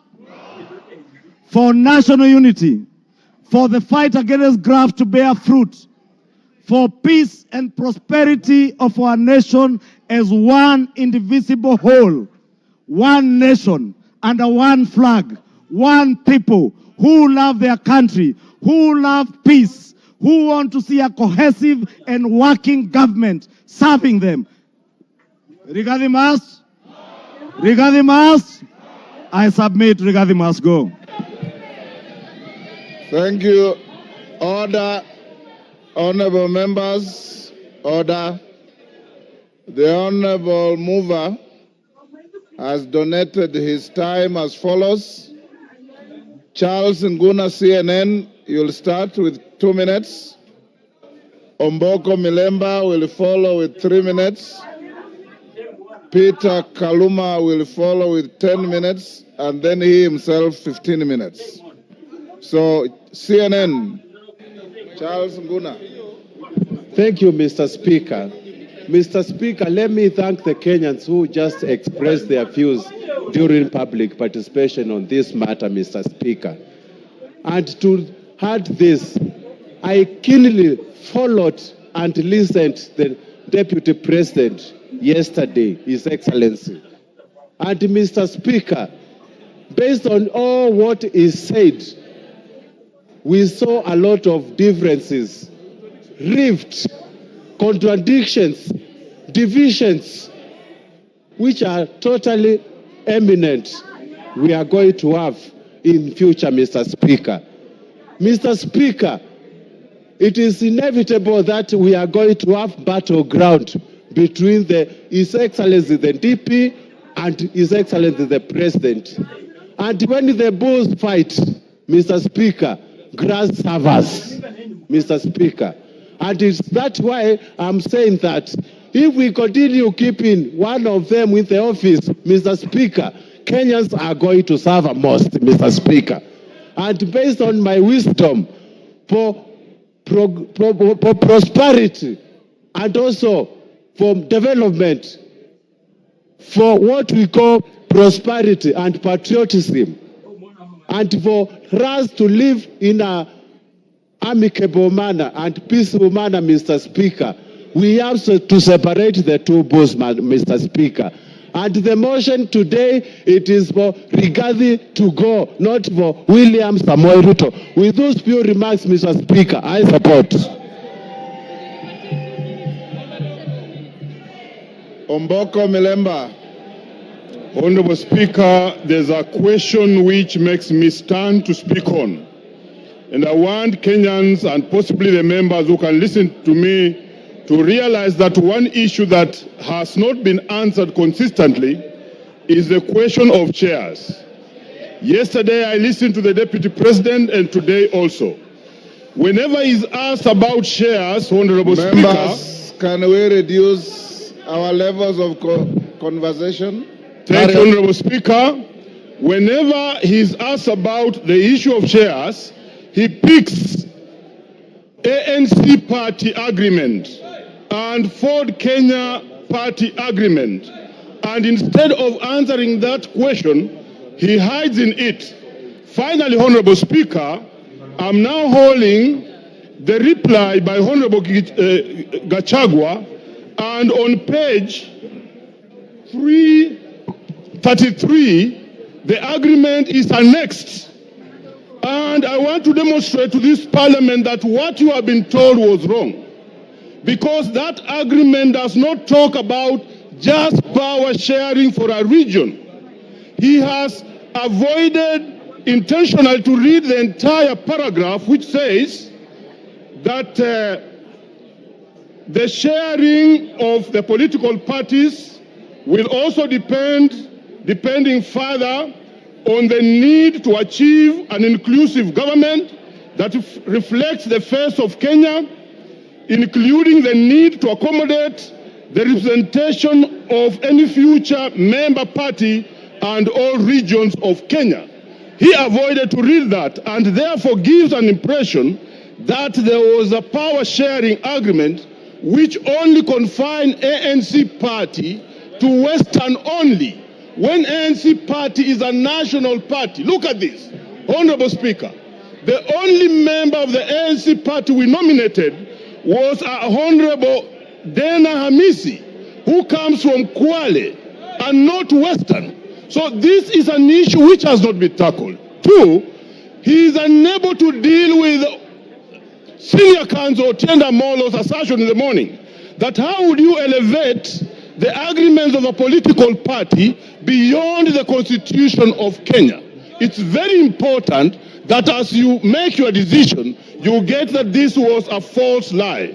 Finally, Honorable Speaker, in all this we have seen all the techniques of card stacking, of propaganda, which include card stacking, emotional appeal, branding, and that's why we have seen the name of the president being dragged in this matter today.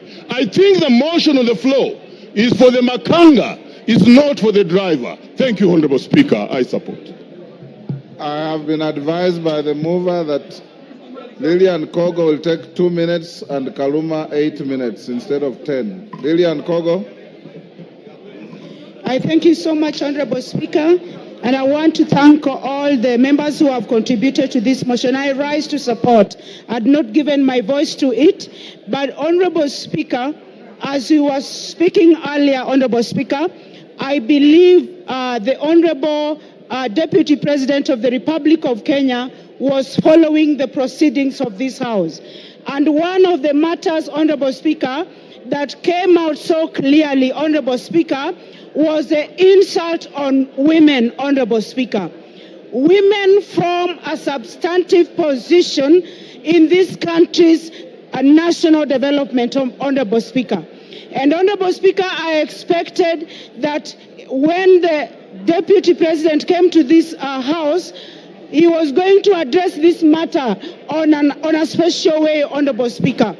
But I did not listen. I did not hear him.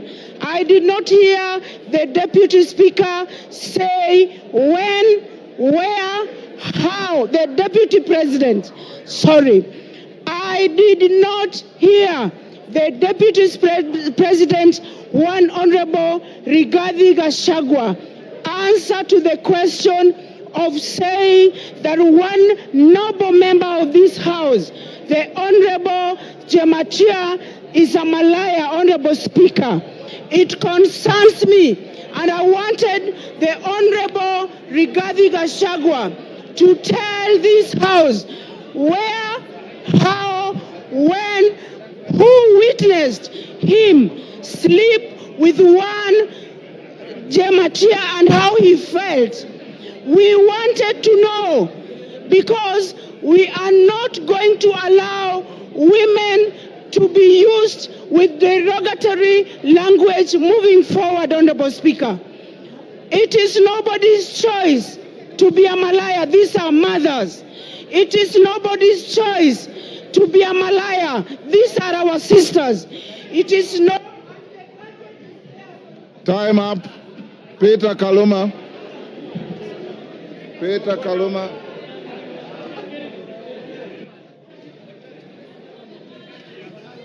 Peter Kaluma.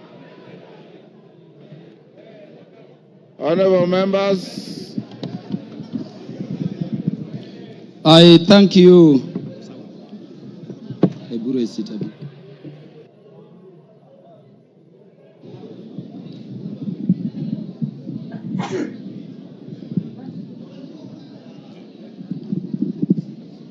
Yeah, Honorable Speaker, I thank you in a very special way.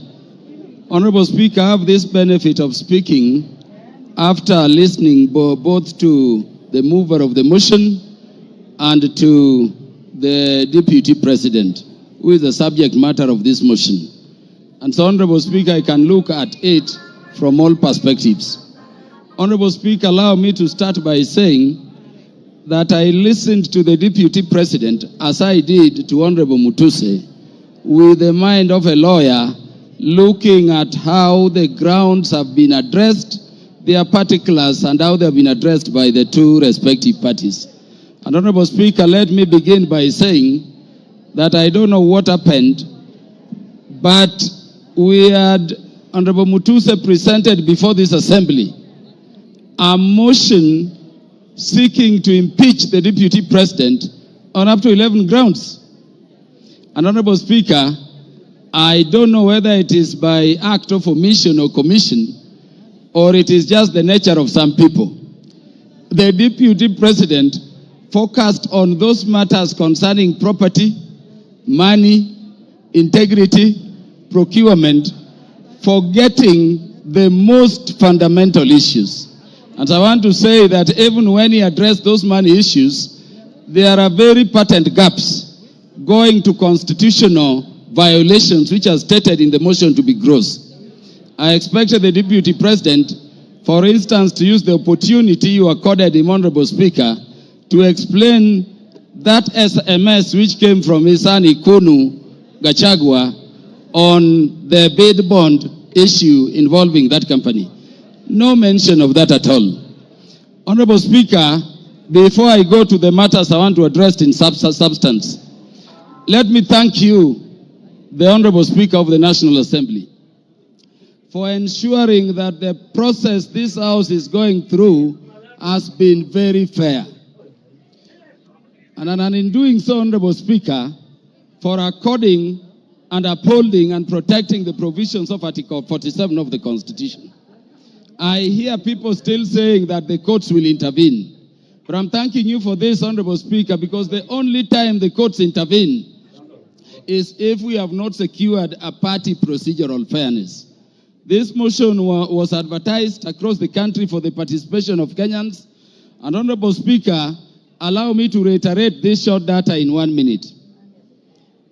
146,429 Kenyans said that the deputy president should be impeached. And that, Honorable Speaker, constitutes 65.11% of the people of Kenyans. 76,026 of Kenyans said the deputy president should not be impeached, coming to 33.8% of those Kenyans. Honorable Speaker, 2,452 Kenyans said Kufa Makanga, Kufa Dereva, and those other things. And there are the others. And Honorable Speaker, in terms of our constituency, which is Homa Bay Town constituency, 1,080 Kenyans whom I represent said the deputy president should be impeached. And Honorable Speaker, that constitutes 89.81% of the population of the people of Homa Bay who are duly notified. 54 Kenyans in Homa Bay Town constituency, constituting 5%, said the deputy president should not be impeached. And then 56, which is another percentage there, said other things, including Kufa driver, Kufa Makanga. Honorable Speaker, let me clarify this other issue also. That the courts have persistently and consistently said that public participation must be meaningful. If public participation should be meaningful, and Honorable Speaker, you made it so open, at the county headquarters involving all constituencies, and then all constituency officers remained open on that day, and you notified it to the public, Honorable Speaker, following that order of court, then really, there is nothing much for us to continue debating here. If public participation is to be meaningful, then the Kenyans have spoken, and as their representatives, we can only give meaning to what they say during public participation by securing what they have said, which is that the deputy president should be impeached. Honorable Speaker, because I'm running fast, let me say that this constitution has been termed a living document. And Honorable Speaker, if you look at ground one, people take it lightly. But Honorable Speaker, the idea of the unity of our nation has been the one thing which has been disturbing the people of Kenya in terms of being a nation for very long. Honorable Speaker, allow me to read the preamble of the Constitution. And this is what it says. We, the people of Kenya, proud of our ethnic, cultural, and religious diversity, and determined to live in peace and unity as one indivisible sovereign nation. When the Kenyans were making this constitution, they identified the need for unity as one people, as one thing they had to deal with. Honorable Speaker, I request the members to look at Article 4, Sub-Article 2 of the Constitution. It says Kenya is a multi-party democratic state founded on the national values and principles of governance under Article 10 of the Constitution. And Honorable Speaker, people have said so many things about this Constitution. But let me say today, before this House, Honorable Speaker, that Article 10 of the Constitution, if this spirit has a soul, if this Constitution has a spirit, then you can only find it in Article 10 of the Constitution. At Article 10, Sub-Article 2, those national values which were identified by the people of Kenya during constitution making as the things which Kenya needs to address are the following, Honorable Speaker. Patriotism, national unity, sharing and devolution of power, the rule of law, democracy and participation of the people, human dignity, equity, social justice, inclusiveness, equality, human rights, non-discrimination, and protection of the marginalized. Honorable Speaker, at the very heart of a nation is equal ownership and equal sharing in the resources of the nation. It cannot be therefore, Honorable Speaker, that a state officer at the level of the deputy president is singing to other Kenyans how they are shareholders and they don't belong to this country. And Honorable Speaker, it saddens me that having given him the opportunity, the Deputy President did not proffer a defense. The Deputy President did not offer an apology, but the Deputy President said other people are also doing it. Honorable Speaker, let me say an impeachment motion proceeds in personam. It proceeds against a specific person. You may say Kufa Dereva, Kufa Makanga. Give him 1 minute to wind up. Wind up, Kaluma. Thank you. Honorable Speaker, it does not matter. This motion we have is against a person. You cannot have a motion for impeachment against Kaluma and somebody. Those who are saying Kufa driver, Kufa Makamba, bring the driver and we will also consider it on the merit. And on account of that, Honorable Speaker, this person must go. Honorable Speaker, in the few seconds remaining, let me say that when Westgate came under attack, I lost a cousin in the name of Jackton Port. He was the first one to be shot there. When Garissa University came under attack, Honorable Speaker, I lost Solomon Oludo from Marindi, a son of our land I educated at Ubiero Primary School. Honorable Speaker, we have no problem holding the security apparatus of the nation, to account. But Honorable Speaker, we cannot have a situation where you talk that recklessly in public about our national intelligence service being dysfunctional. For a state which is permanently under terror, target and attack. And by the way, in the Security Committee, each minute we are fighting terrorists. You cannot speak that way and come back and say it is normal. Honorable Speaker, how can you be a principal assistant to the President when each time the President leaves the country, you are organizing rallies to incite ethnic animosity against your own government? Honorable Speaker, how can you be a principal assistant to His Excellency the President when the President is having a press conference in Nairobi and you are having a separate one instead of standing with him to calm the nation from Mombasa to say that the President, in fact, there is a problem and is a dysfunction in government? Time up. Mutuse, you have 15 minutes. Very good. Thank you, Mr. Speaker. Thank you, Mr. Speaker. Before I begin my reply to the motion, please allow me to table additional documents, being a newspaper advert that was placed by His Excellency the Deputy President in today's newspapers, and also the video recording of his speech yesterday, because they are material to these proceedings. Go ahead. Request granted.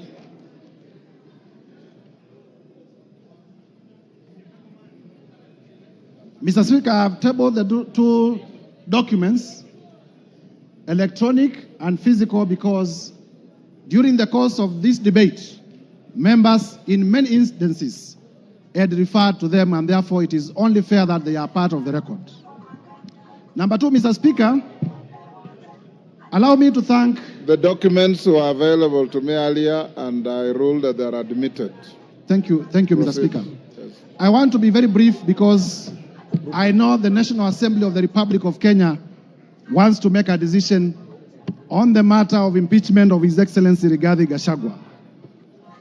Mr. Speaker, to begin with is to thank colleague members of Parliament from both sides of the House for the robust debate in terms of the motion that we presented before the House this morning. Mr. Speaker, I also want to thank Kenyans in their millions from all over the Republic, because in the course of this commending, Kenyans have been exercising their democratic right through public participation, through their right to odd opinions, and we have not witnessed a single incident of violence anywhere in the Republic. There had been vitisho that if you table an impeachment motion for a person of the magnitude of the Deputy President, there may be violence, people will lose lives. But I thank Kenyans because Kenyans have proven once again that we are a peaceful country and we are able to engage in our democratic processes without violence. Mr. Speaker, allow me to re-examine some of the few issues that have come through the response. First is to let Kenyans know that His Excellency Rigathi Gachagua has filed a response of 501 pages, and the response has come at 4 p.m., and I was only being able to be given the response about an hour ago. And therefore, in terms of the doctrine of equality of arms, I feel that I needed adequate time so that I may be able, during my reply, to respond to some of the things that he has raised in his response. However, be that as it may, I want to refer members to page 99 of his response. In the morning, I did tell members that His Excellency Rigathi Gachagua has acquired properties through corruption and through money laundering. And when he has come before this house, he has told you that the hotel that he acquired in Nyeri was acquired through a loan. However, the only document exhibited as evidence of that loan is a letter of offer from Credit Bank Limited. There is no evidence exhibited by Mr. Rigathi Gachagua, the current Deputy President, to the effect that the loan was actually finalized, to the effect that he actually got the loan. Mr. Speaker, as a term of the letter of offer, in terms of lien and set-off, and I read, a lien and set-off of a fixed deposits of LN Crystal Kenya Limited for an aggregate amount of 300 million Kenya shillings. Interest accrued shall be credited to your deposit settlement account. Mr. Speaker, in simple terms, what this means is that Mr. Rigathi Gachagua had a fixed amount in cash of 300 million in his account, which was going to be used as a security. I asked Mr. Rigathi Gachagua to tell us where he had gotten this 300 million if my allegations that he's laundering money are not true. And therefore, by virtue of his response, it confirms my assertions that he has monies, he has wealth, he has cash that is suspect. If you may give me my phone. In terms of whether Kenya is a company or not. Do you want information from member Yes. for West Mugirango? Yes, you may. Go ahead. Mr. Speaker, I want to inform the Honorable Mutuse that the director for Credit Bank Kenya Limited is one Grace Nyachai, who hails from Nyeri and is a relative of His Excellency Rigathi Gachagua, and therefore I say no more. I thank you, Mr. Speaker. Mr. Speaker, it is important for this House to note that in the morning, I did present evidence of suspicious money transactions. I did present evidence that His Excellency Rigathi Gachagua, either by himself or through relatives or through proxies, has acquired properties that are way beyond his known sources of income, and that evidence remains uncontroverted. Turning, Mr. Speaker, to the issue of whether Kenya is a company owned by shareholders. Mr. Rigathi Gachagua is playing with the intelligence of members of parliament and with the intelligence of Kenyans by attempting to twist facts. First, in terms of the law, companies are registered under the Companies Act. They are not registered under the Political Parties Act.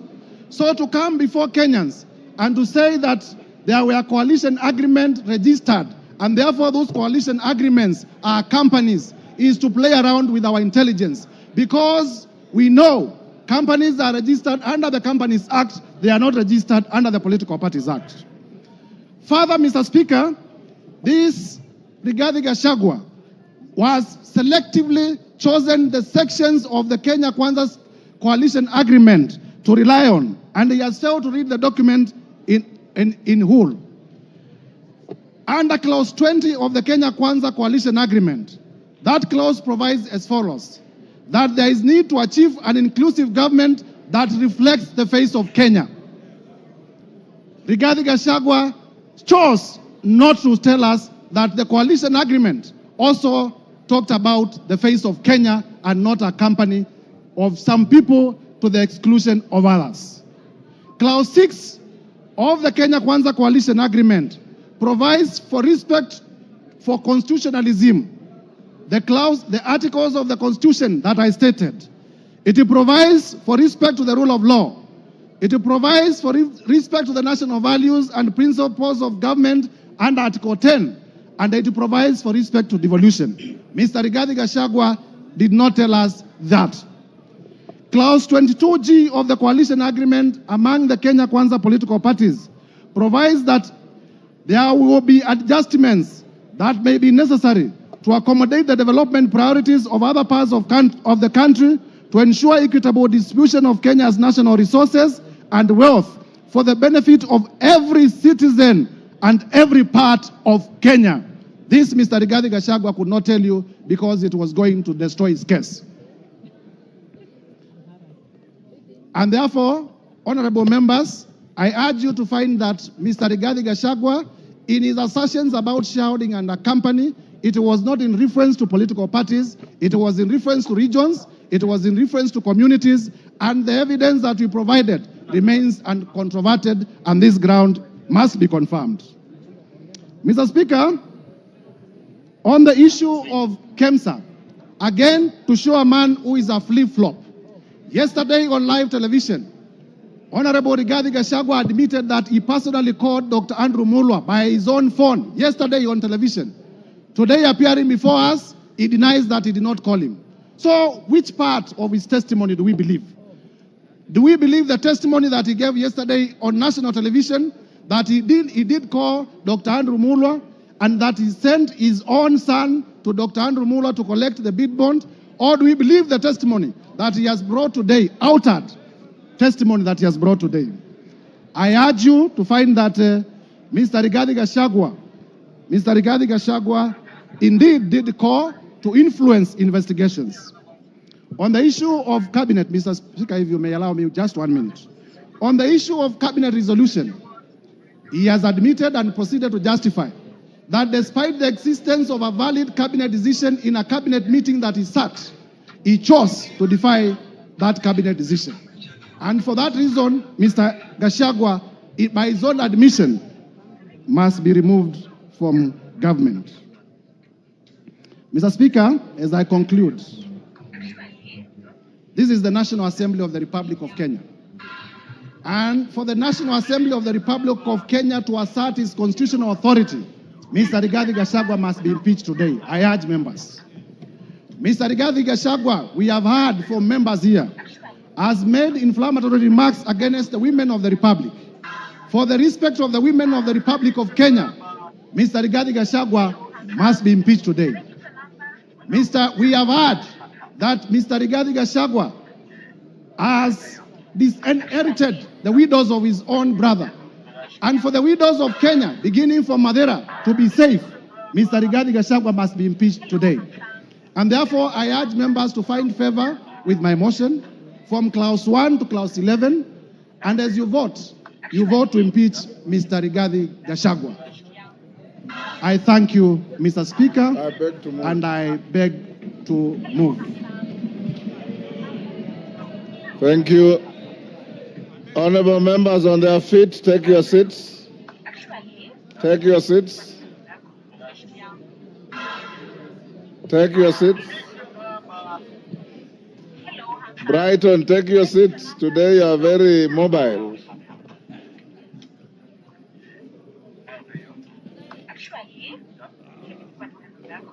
Honorable members, order. Honorable members, Honorable Jeho, take your seats. Honorable members, we are coming to the end of this motion. And before I put the question, this is one motion where there is no voice vote. We'll go straight into division. So that no eyes have it at the putting of the question. The House Business Committee yesterday deliberated on the manner of voting and it was unanimously agreed that there will be a roll call vote. There will be a roll call vote. That being the case, we should be done, if we are orderly, we should be done in the next 30 minutes to 40 minutes, maximum 1 hour. When we start voting, when we start voting, I'll instruct the clerk and the teller, having conducted yourselves exemplarily well, any member who precedes his or her vote with a preamble or a speech or a statement will be a spoiled vote. Once you are called, order, the vote is simply yes or no. Time for speeches have extinguished in the debate. I now put the question. Of course, there are always three: yes, no, abstention. Order, member for West Mugirango. There's nothing out of order. Honorable members, I now put the question, which is that, pursuant to the provisions of Articles 145 and 151B and 2 of the Constitution and Standing Order 64 and 65, this House resolves to remove from office by impeachment His Excellency Honorable RIGATHI GACHAGUA, EGH, the Deputy President of the Republic of Kenya, on the following grounds. 1. Gross violation of Articles 10(2)A and B and C, 27(4), 73(1)A, 2 and B, 75(1)C, 129(2) of the Constitution, and Article 147(1) as read together with Article 131(2)C and D of the Constitution. 2. Gross violation of Articles 147(1) and 152(1) of the Constitution by undermining the President and the Cabinet and the effective discharge of the national government executive mandate. 3. Gross violation of Articles 6(2), 10(2)A, 174, 186(1), 189(1), and the fourth schedule to the Constitution by undermining devolution. 4. Gross violation of Article 161 of the Constitution on the institutional and decisional independence of judges. 5. Gross violation of Articles 3(1) and 148(5)A of the Constitution on the fidelity to the oath of office and allegiance. 6.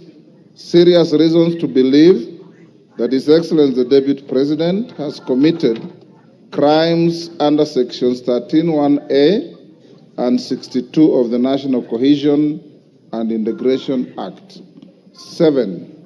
Serious reasons to believe that His Excellency the Deputy President has committed gross economic crimes under Sections 45(1), 46, 47(a)(3), and 48(1) of the Anti-Corruption and Economic Crimes Act and Sections 2, 3, 4, and 7 of the Proceeds of Crime and Anti-Money Laundering Act. 8. Serious reasons to believe that His Excellency the Deputy President has committed crimes by continuously misleading members of the public through false, malicious, divisive, and insightful remarks that are contrary to the provisions of Section 132 of the Penal Code and Section 29 of the Leadership and Integrity Act. 9. Gross misconduct that is incompatible with the high calling and dignified status of the office of the Deputy President, a member of the Cabinet and the National Security Council, His Excellency the Deputy President has publicly attacked and undermined the work of the National Intelligence Service and its officers. 10. Gross misconduct by openly or publicly insubordinating the President, who is the head of state and government.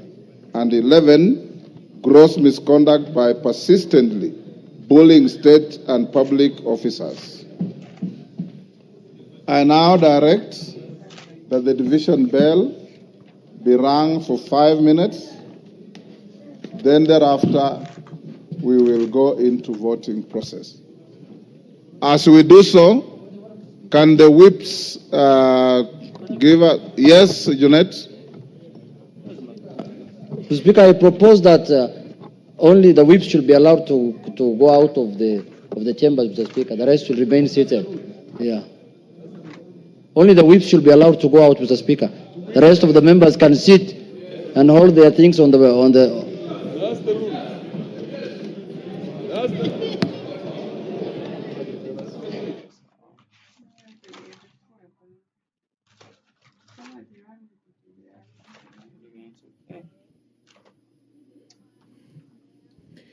Good evening. If you're just tuning in, the National Assembly has been debating the special motion by the Honorable Member Mwengi Mutuse on the proposed removal by impeachment of His Excellency Rigathi Gachagua, the Deputy President of the Republic of Kenya. The Honorable Member in the special motion did advance 11 accusations against the Deputy President, and among them is gross violation of Articles 10, Subarticle 2A, B, and C, Article 27, Subarticle 4, Article 73, Subarticle 1A, Article 2B, Article 75, 1C, Article 129, Subarticle 2 of the Constitution, and Article 147, Subarticle 1, as read together with Article 131, Subarticle 2C and D of the Constitution, that the Deputy President has persistently made utterances threatening to discriminate, exclude, and unlawfully deny sections of the people of Kenya and regions of the Republic of Kenya equal opportunities for public service appointments and allocation of public resources. Another charge is that the Deputy President has made unilateral public statements inconsistent with policy positions collectively adopted by the government and contradicted the President on critical matters of governance and the exercise of the President's functions as a symbol of national unity. That His Excellency, the Deputy President, interfered with the running of Nairobi City County Government by inciting citizens against lawful directives of the county government on the planning and relocation of markets and publicly disparaging the leadership of the county government and its decisions. Charge 4, that His Excellency, the Deputy President, has undermined the institutional and decisional independence of a judge through public attacks on a judge of the High Court of Kenya and falsely threatening to file a petition for the removal of the said judge in a matter in which he was a party. Another charge is that the Deputy President breached his oath of office and allegiance on account of the utterances and actions attributed to the Deputy President under grounds 1, 2, and 3. Charge 6, that the Deputy President has persistently made inflammatory, reckless, insightful public utterances over the last 2 years in contravention of the law.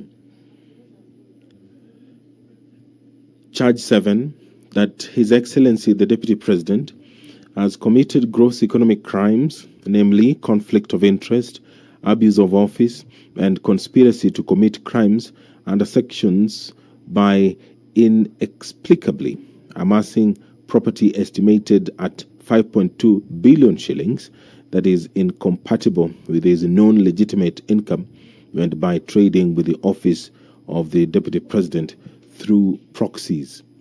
Another charge is serious reasons to believe that His Excellency the Deputy President has committed crimes by continuously misleading members of the public through false, malicious, divisive, and insightful remarks that are contrary to the provisions of Section 132 of the Penal Code and Section 29 of the Leadership and Integrity Act. Charge 9, gross misconduct that is incompatible with the high calling and dignified status of the office of the Deputy President, a member of the Cabinet and the National Security Council. His Excellency the Deputy President has publicly attacked and undermined the work of the National Intelligence Service and its officers. Charge 10, gross misconduct by openly or publicly insubordinating the President, who is the head of state and government, and charge 11, gross misconduct by persistently bullying state and public officers. The Deputy President was some minutes after 5 p.m.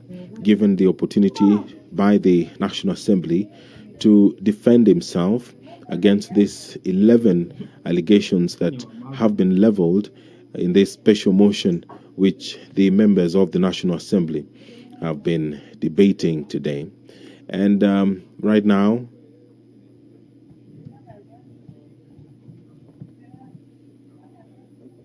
hata hii pesa ungeenda tu hapo tu. Si eti ungekuwa umengoja tutume pesa ndio tuende.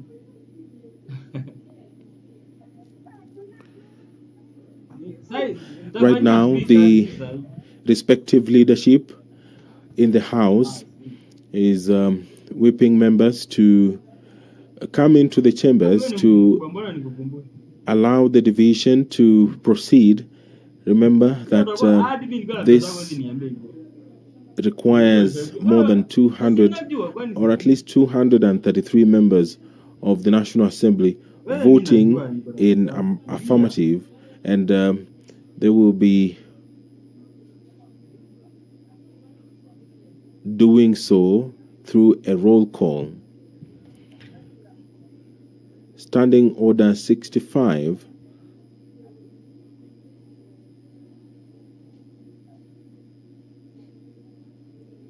Standing Order 65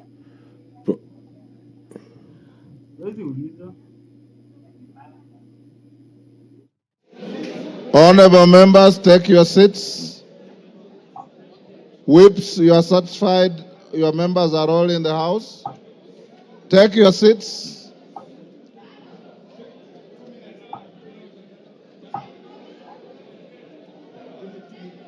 Okay. You have 2 minutes. Members who are on their feet, take your seats. Thank you.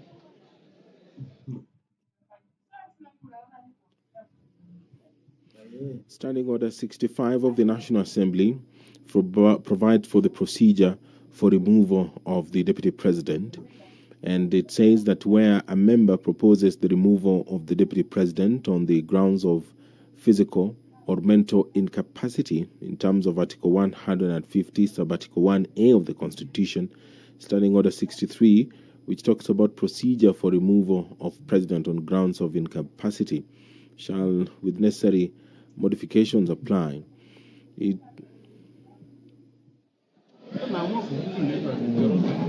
have to do something about these mics.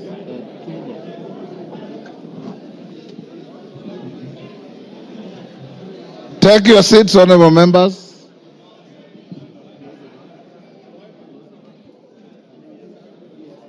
Okay. Osoro and Millie, are all your troops in the House? I want to draw the bar.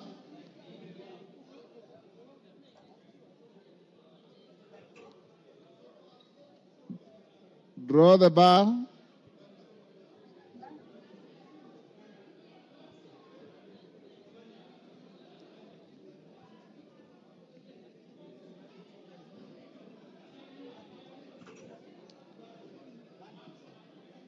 Take your seats.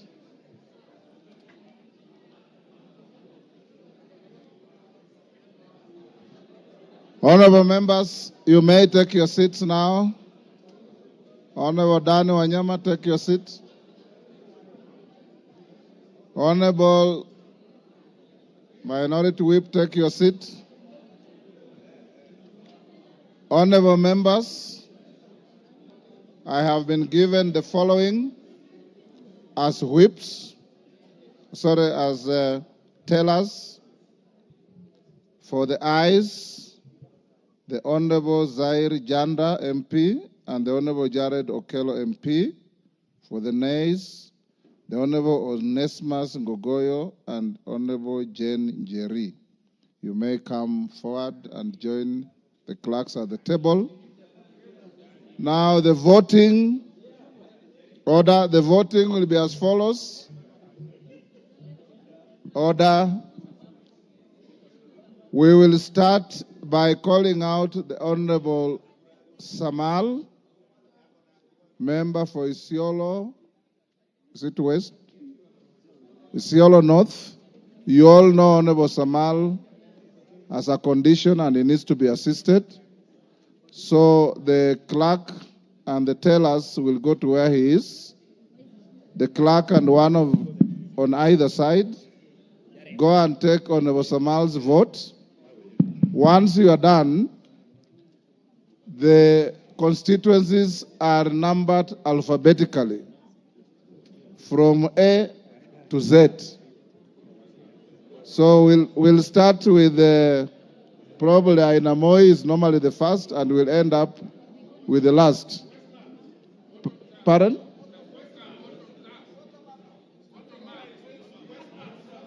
Yes. Okay, Njoroge, take the vote of Honorable Samal, Honorable Kosge, and Honorable Wanyonyi. Then go alphabetically for everybody else. And when voting is going on, members, you must remain in your seats. You must remain silent and let the process go on uninterrupted, the same way you have been orderly the whole day. Of course, I put the question, pardon? Yes?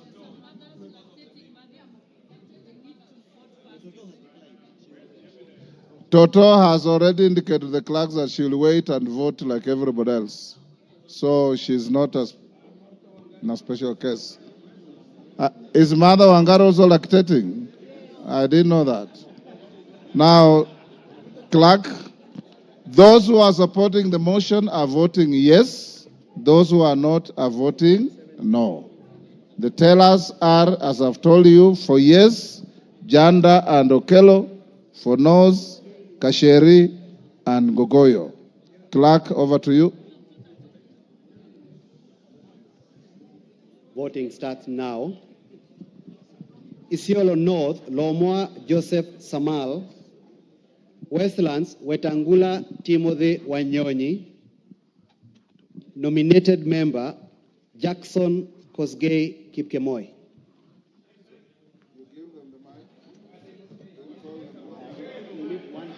One teller the other side. Who will go there? Go. Good. Janda was it?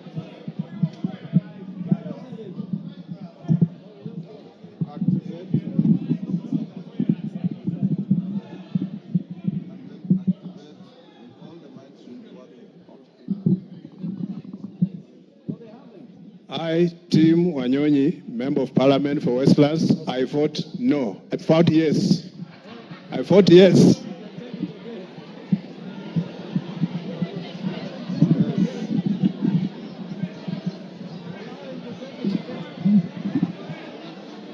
Order, honorable members. He has voted yes. Order. I, Jackson Kipkemoi Koskei, nominated Member of Parliament, I vote yes. Yes. I'll stop them.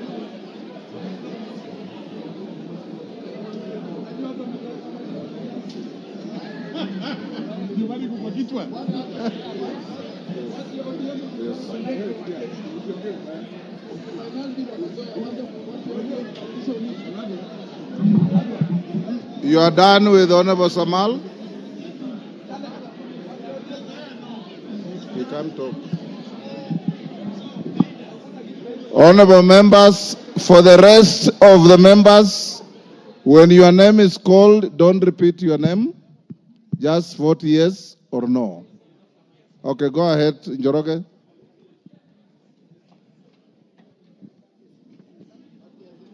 Ainab Koi, Samuel Chepkonga,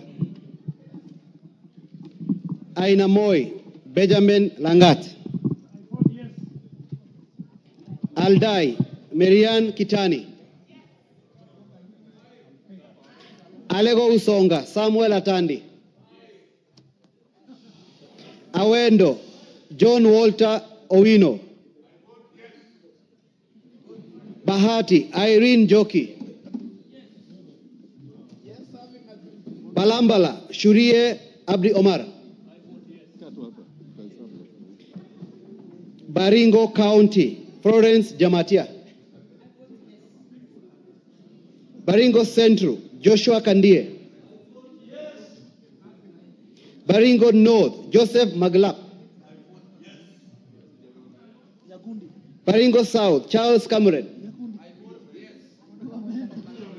Belgut, Nelson Koech,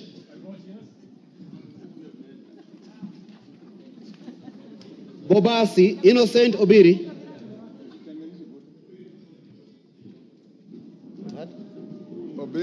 Bobasi, Innocent Obiri,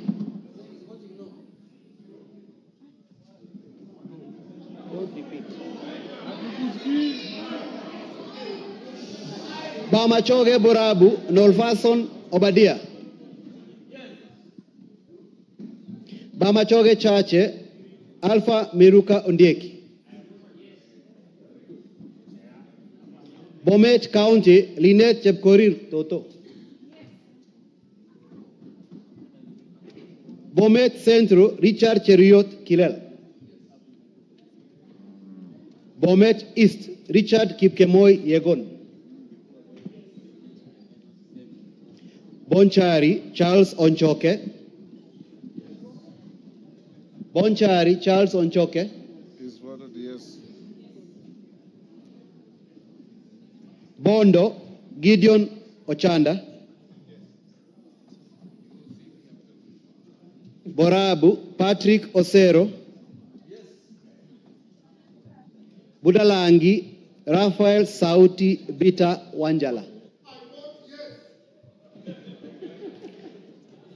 Bomula, Nelson Jack Wamboka, Bungoma, Kadri Nanjala Wabilianga, Bura, Kuno Yakub Ado, Bureti, Kibet Kirui Komingoi, Busia County, Omanyo Kadri Nahambi, Omanyo Kadri Nahambi, Butere Nicholas Tindi Mwale, Butula Joseph Oyula,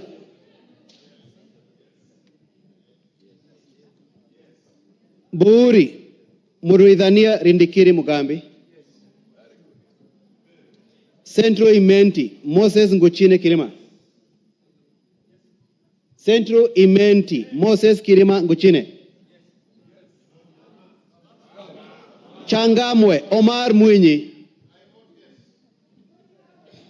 Chibalungu Victor Kipngetich Koech, Cherangani Patrick Simiyu Barasa,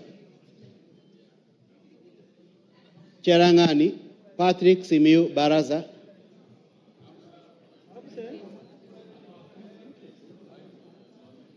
Chesumei Paul Biego,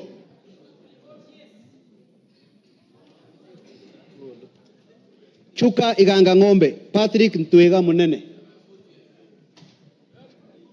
Dadaab, Farah Maalim. Dagoretti North, Beatrice Elachi. Dagoretti South, John Kerry Waweru. Eldama Ravine, Musa Sirma. Eldas, Adan Kenan. Elgeyo Marakwet County, Ngerechei Jepto Caroline. Embakasi Central, Gadhiro Majadonk Benjamin. Embakasi East, Babu Owino Ongili. Embakasi East, Babu Owino Ongili.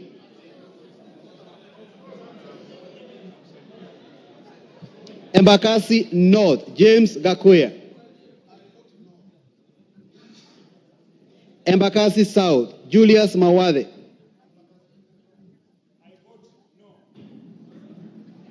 Embakasi West, Mark Samuel Mwenje Mureithi.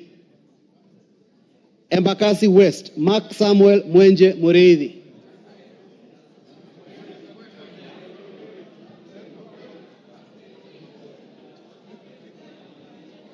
Embu County, Double N Pamela Njoki.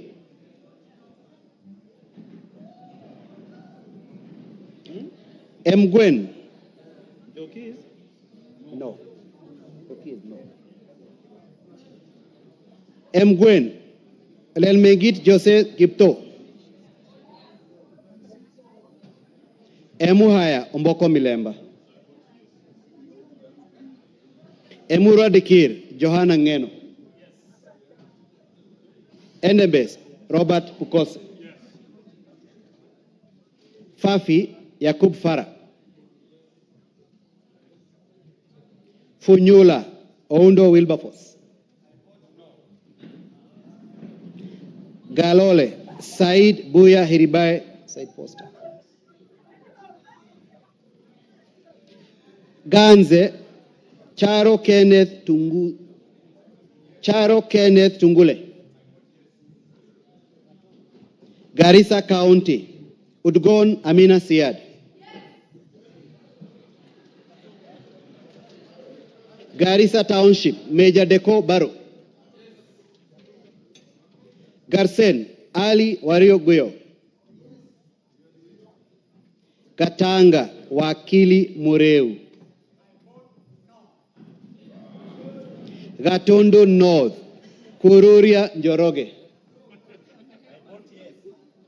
Gatondo North, Kururia Njoroge.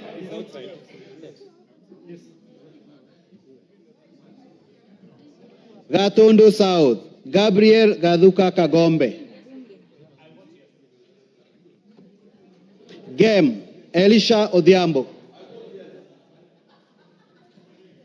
Gichugu, Robert Gichimu. Gilgil, Mother Wangari Wanjira. Gilgil, Mother Wangari Wanjira. Gilgil, Mother Wangari Wanjira. Githunguri, Gathoni wa Mochomba. Hamisi, Charles Gumini Gimose. Homa Bay County, Bensuda Joyce Osogo.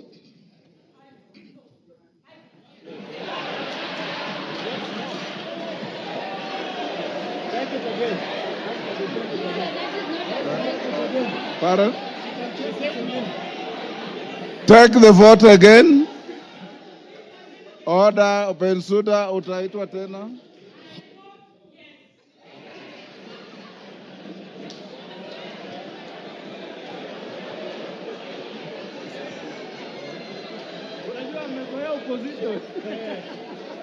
Homa Bay Town. Order, members, order. Homa Bay Town, George Peter Kaluma. Igembe Central, Daniel Karido Kili. Igembe North, Taitumu Julius. Igembe South, John Paul Mwirigi. Ijara, Abdi Ali Abdi. Ikolomani, Shinali Bernard. Isiolo County, Mumina Bonaya.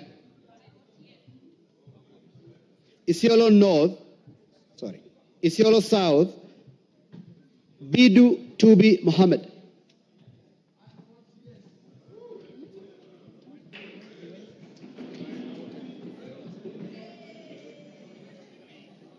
Jomvu Badibadi Twalib. Juja George Koimburi.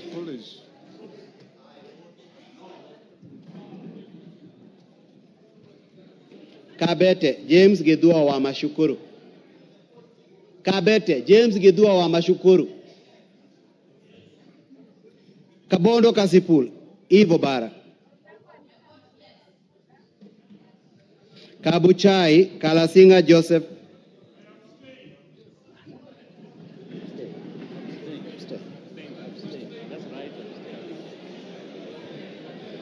Kacheliba Lote Titus.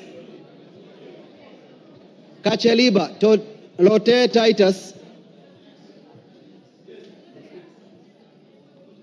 Kaiti Joshua Kivinda Kimilu. Kaiti Joshua Kivinda Kimilu. Kaiti Joshua Kivinda Kimilu.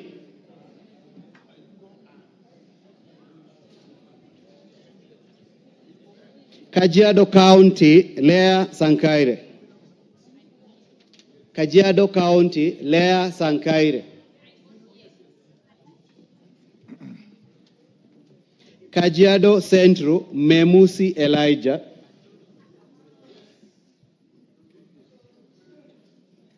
Kajiado East Kakuta Maimai. Kajiado North Onesimus Ngogoyo. Kajiado South Parashina Samuel Sakimba. Kajiado West Sunkuya George.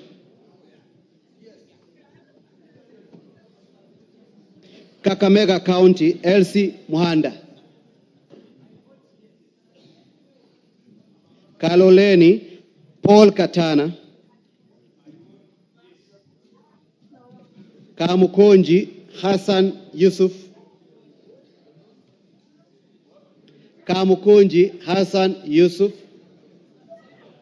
Kamukonji Hassan Yusuf.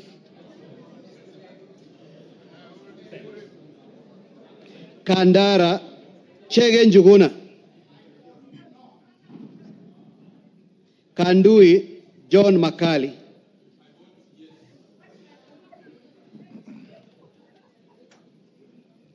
Kangema Peter Kihungi. Kagundo Fabian Chule. Kapenguria Samuel Moroto. Kapsaret Oscar Sudi. Kapsaret Oscar Sudi.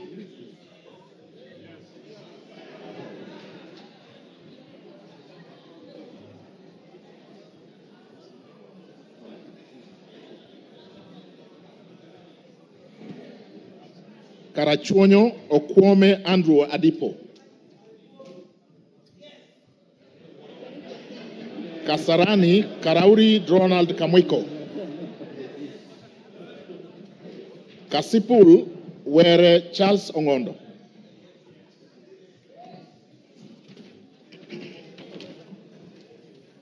Kathiani Mbui Robert. Keyo North Korir Adams Kipsanai. Keyo South Kipkoech Gideon Kimayo. Kericho Kemei Beatrice Chemweno. Keses Ruto Julius Kipleting.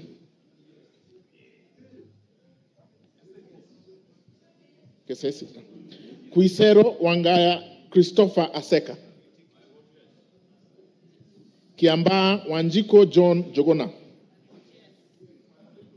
Kiambu Waidaka John Mashua. Kiambu Waidaka John Mashua. Kiambu Town. He's not here. Kiambu Murada Ann Wajiko Mugo. Kibra Orero Peter Ochieng. Kibwezi Mbalu Jessica Nduku Kiko. Kibwezi West Mutuse Ekomas Mwengi. Kieni Wainaina Anthony Njoroge.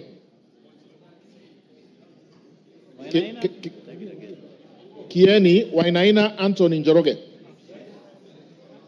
Kigumo Munyoro Joseph Kamau. Keharu Nyoro Samson Dindi. Kikuyu Eshungwa Anthony Kemani. Kilgoris Sunkuli Julius Lekakeny. Kilifi Mwanyanje Gertrude Mbeyu. Kilifi North Baya Owen Ya. Kilifi South Kiti Richard Ken Chonga. Kilome Zambia Thaddeus Ketua. Kimilili Mutua Didmas Wekesa Barasa.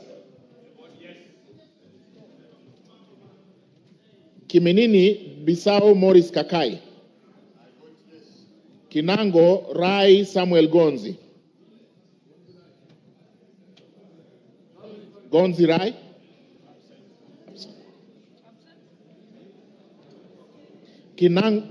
Kinangop Thuku Zakari Kwenya. Voted. Is voted. Kipipiri Muhia Wanjiko. Kipkelion East Cheroro Joseph Kimutai. Kipkelion West Hilary Kiplangat Koske. Kirinyaga Jen Jerry Maina. Kirinyaga Central Gitari Joseph Gashoki. Kirinyaga Central Joseph Gashoki Gitari. Kisauni Bedzimba Rashid Juma. Kisi Donya Doris Aburi. Kisumu Busia Ruth Adhiambo Odinga. Kisumu Central Oron Joshua Odongo. Kisumu East Ahmed Shakil Ahmed Shabir. Kisumu West Rosa Akinyebuyu. Kitui Irene Modoni Kasalu. Kitui East Nimrod Miduka Mbai. Kitui Central Makali Benson Mulu. Kitui Rural Mboni David Mwalika. Nyamai Rachel Kaki Kitui South. Edith Vethi Nyanze Kitui West. Mokaya Nyakundi Japheth Kitutu Chache North.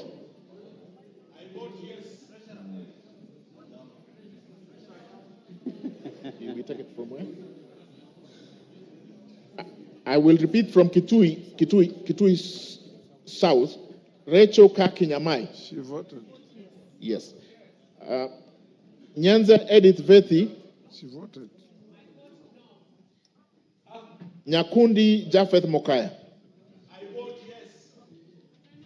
Kibagendi Anthony.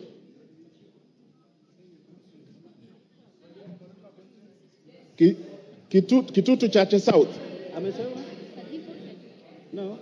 Kibagendi amesema? Kibagendi kama Kibagendi. Kitutu Chache South, Kibagendi Anthony. Clive Kitutu Masaba, Clive Ombane Gisairo.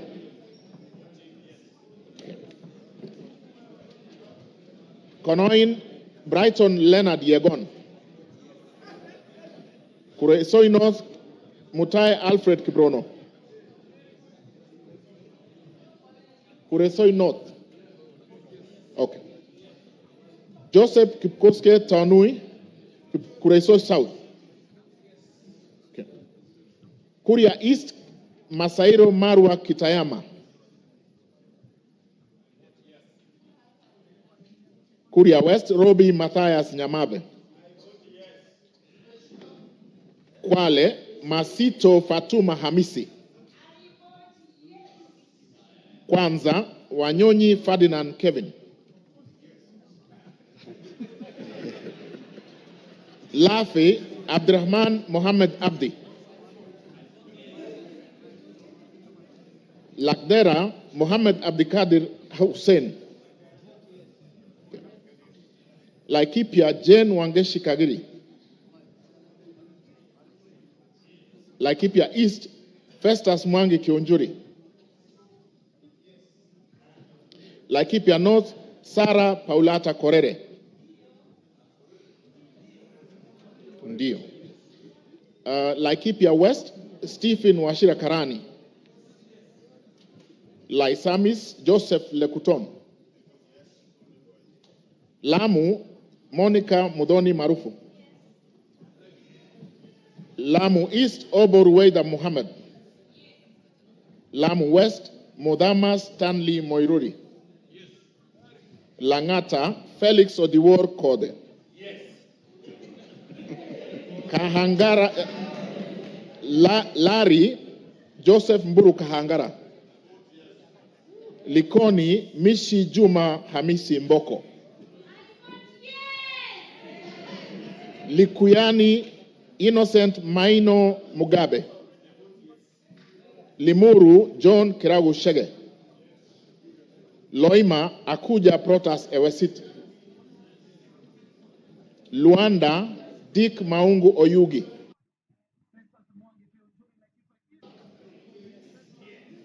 Thank you. Nabii Nabwera Daraja Lugari. Lunga Chiforomondo Mangale Munga. Lurambi Titus Hamala Mkhwana. Maara Jafet Miriti Kareke Mbyuki. Machakos Joyce Kamene.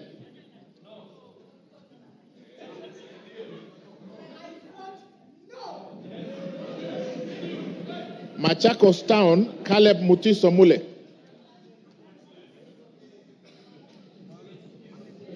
Okay. Yeah, but George Aladwa Omwera Makadara. Makweni Kiamba Susan Dunge. Makweni Women Rep Mumo Rose Museo. Absent. Can I repeat? Makweni Mumo Rose Museo. Malava Moses Malulu Injendi. Malindi Amina Laura Munyazi. Mandera North Abdullahi Bashir Sheikh.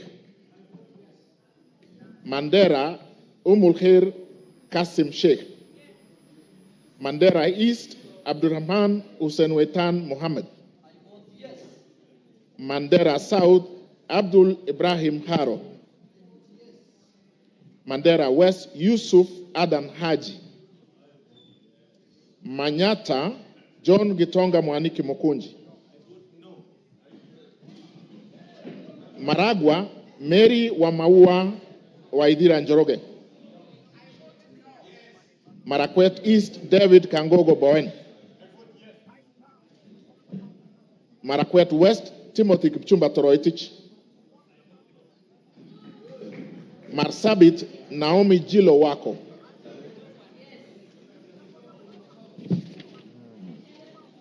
Masinga Mwalio Joshua Mbithi Mutua. Masinga Joshua Mbithi Mutua Mwalio. Matayos Geoffrey Makoha Modanga. Madare Anthony Oluoch. Madioya Edwin Mugogishoki. Okay. Madira Kahugu Eric Mwangi.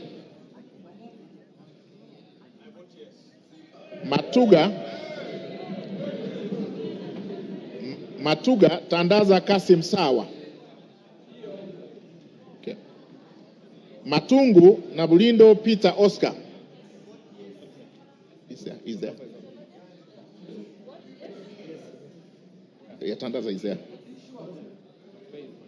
Can I repeat Matuga? Matuga Tandaza Kasim Sawa. Okay, asante. Matungulu Mule Stephen Mutinda. Mavoko Kingola Patrick Makau.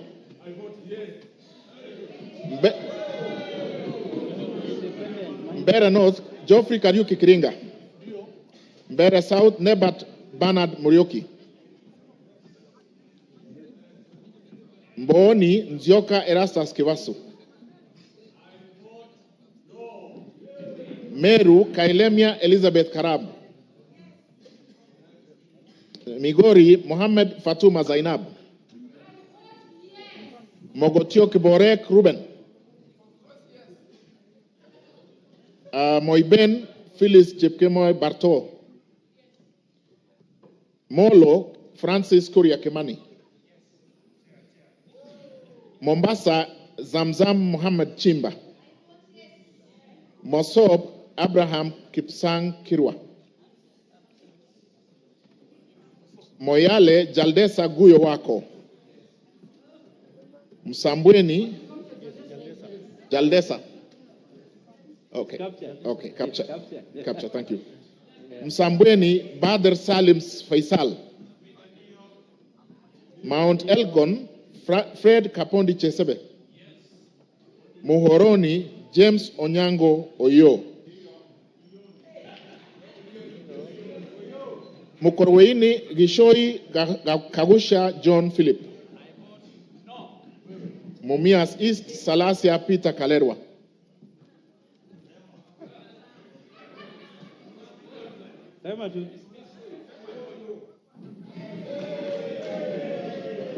Mumias West Naika Johnson Manya.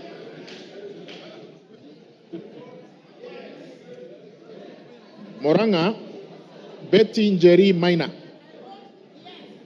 Mvita Mohamed Saud Machele.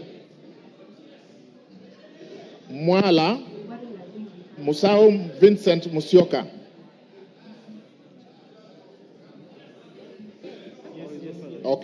Okay, done.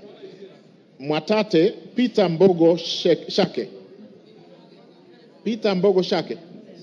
Thank you. Mwea Mary Maingi. Mwingi Central Gideon Muteme Muliungi. Mwingi North Paul Musimi Nzengu. Mwingi West Charles Ngusi Anguna. Nairobi City Esther Mudhoni Pasaris. Naivasha Kihara Jane Wanjiru Njeri. Nakuru Chelule. Can I repeat Naivasha? Kihara Jane Wanjiru Njeri.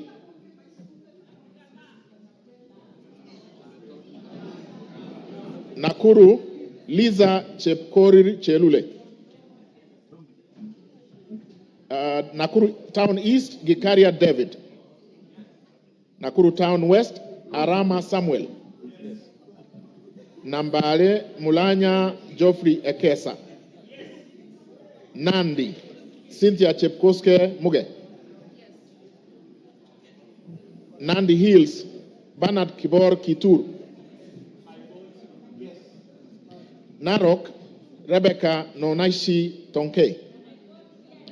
Narok East Lemanken Aramat.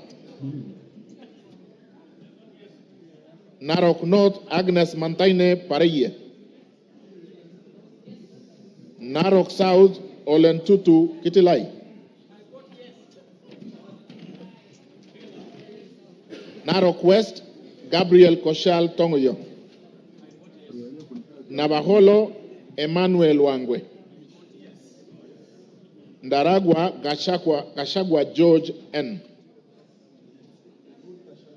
Ndiwa, Martin Peter Sowino. Ndia, GK George Masharia Kariuki. Njoro, Charity Katambi Chepkwony.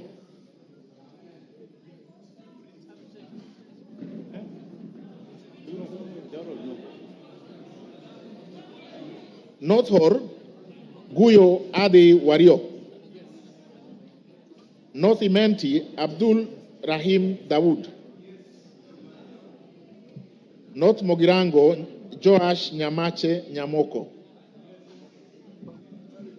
Nyakach, Joshua Aduma War. Nyali, Mohammed Ali Mohammed. Nyamira, Jerusha Momanyi Mongina. Mohammed Ali is here. Mohammed, yes, he's voted. I repeat, Nyamira, Jerusha Momanyi Mongina. Thank you. Nyandarua, Gitao Faith Wairemo. Nyando, Okelo Jared Odoyo. Nyando votes yes. Yaribari Chache, Zahir Janda. Yes. Yaribari Masaba, Daniel Ogwo Kamanduku. Nyatike, Tom Boya Odege. Nyeri, Rahab Mokami Washira.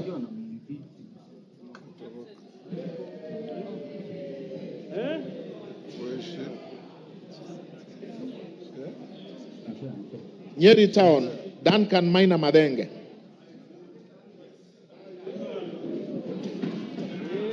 Oljororok, Moshira Michael Mwangi. Olkalau, David Joguna Kiaraho. Odaya, Michael Wambogo Wainaina. Pokot South, David Losiakau Kosing. Rabai, Mupe Anthony Nkenga. I have been asked to repeat Pokot South. He said yes. Pokot South, Kosing David Losiakau. Thank you. Rabai, Anthony Kenga Mupe. Rangwe, Gogo Linian Achieng. Rarieda, Amolo Paul Otiende. Rongai, Paul Kibet Chebor. Rongo, Paul Abur. Roysambu, Agustin Kamade Mwafrika. Ruaraka, Francis Kajwang Tom Joseph. Roiro, Kingara Simon Nganga. Runyenjes, Karemba Eric Muchangi Njiru. Sabatia, Sloya Clement Logova. Saboti, Caleb Amisi Luyai. Saku, Raso Dido Ali. Samburu, Pauline Lenguris. Samburu East, Jackson Lekumuntare Lentoijoni. Samburu North, Dominic Eli Letipila. Samburu West, Josephine Naisula Lesuda. Seme, James Wambura Nyikal. Shinyalu, Frederick Lusuli Ikana. Siaya, Odwor Christine Ombaka. Sigor, Peter Lochakapong. Sigor Awetsoin, Justice Kipsang Kemei. Sirisia, John Walukekoi. Sotik, Francis Kipiegon Arab Sige. South Imenti, Idinji Shadrach Mwiti.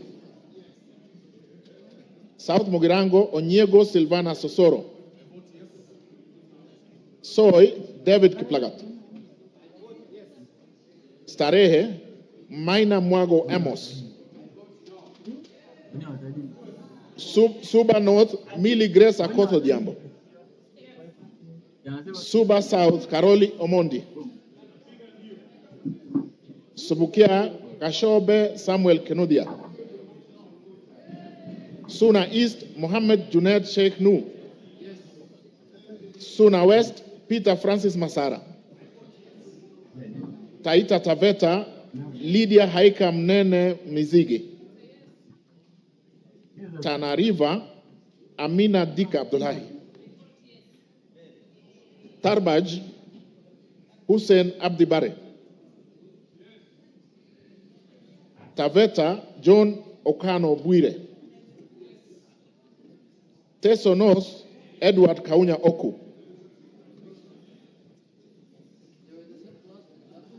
Teso South,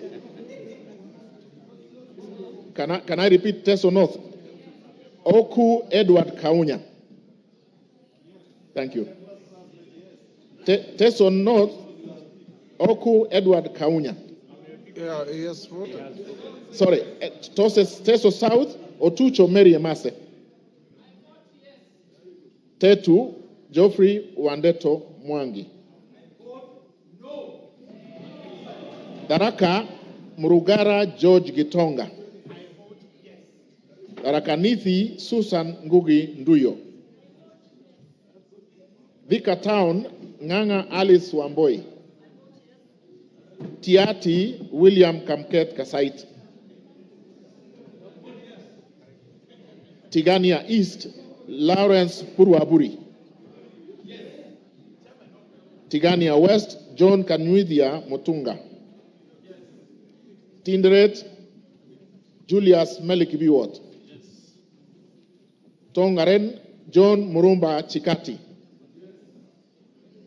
Trans Nzoia, Lillian Chebetsiyoi. Tarbo, Janet Chepkemboy Sitiene. Turkana, Cecilia Asinyen Gitit. Turkana Central, Joseph Namwar Emathe. Turkana East, Nicholas Ngikor Nixon Ngikolong.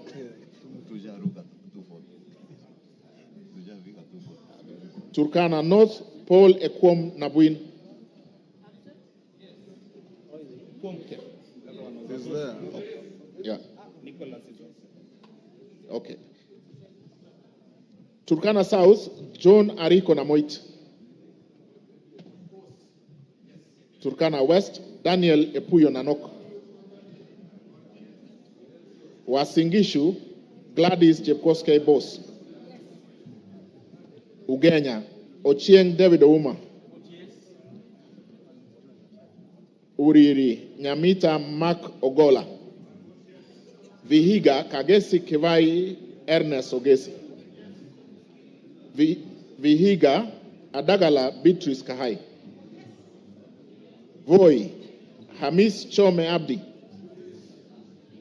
Wajir, Fatuma Abdi Jeho.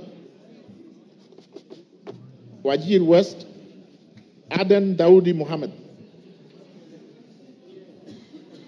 Wajir North, Ibrahim Abdi Sane. Wajir South, Muhammad Aden Ado. Wajir West, Yusuf Muhammad Farah. Webuye East, Martin Pepela Wanyoni. Webuye West, Daniel Wanyamasitati. West Mogirango, Mogaka Stephen. West Pokot, Rael Chepkemoy Kasiwai. Westlands, Timothy. He has already voted. Oh, sorry, we have done that, sorry. Undanyi, Mwakuona Danson Mwashako. Basil Robert Ngui Yata. Yata. Is he here? Ali Abdisirat Halif. Sabina Wanjiru Shege. Joseph Hamisi Dena.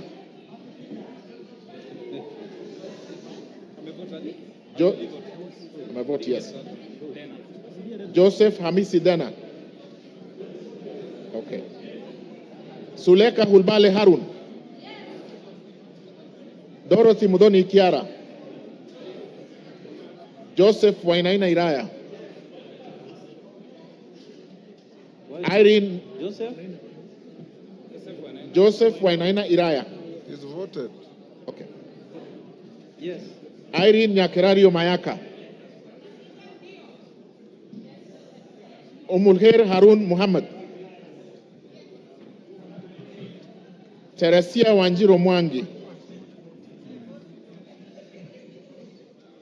No.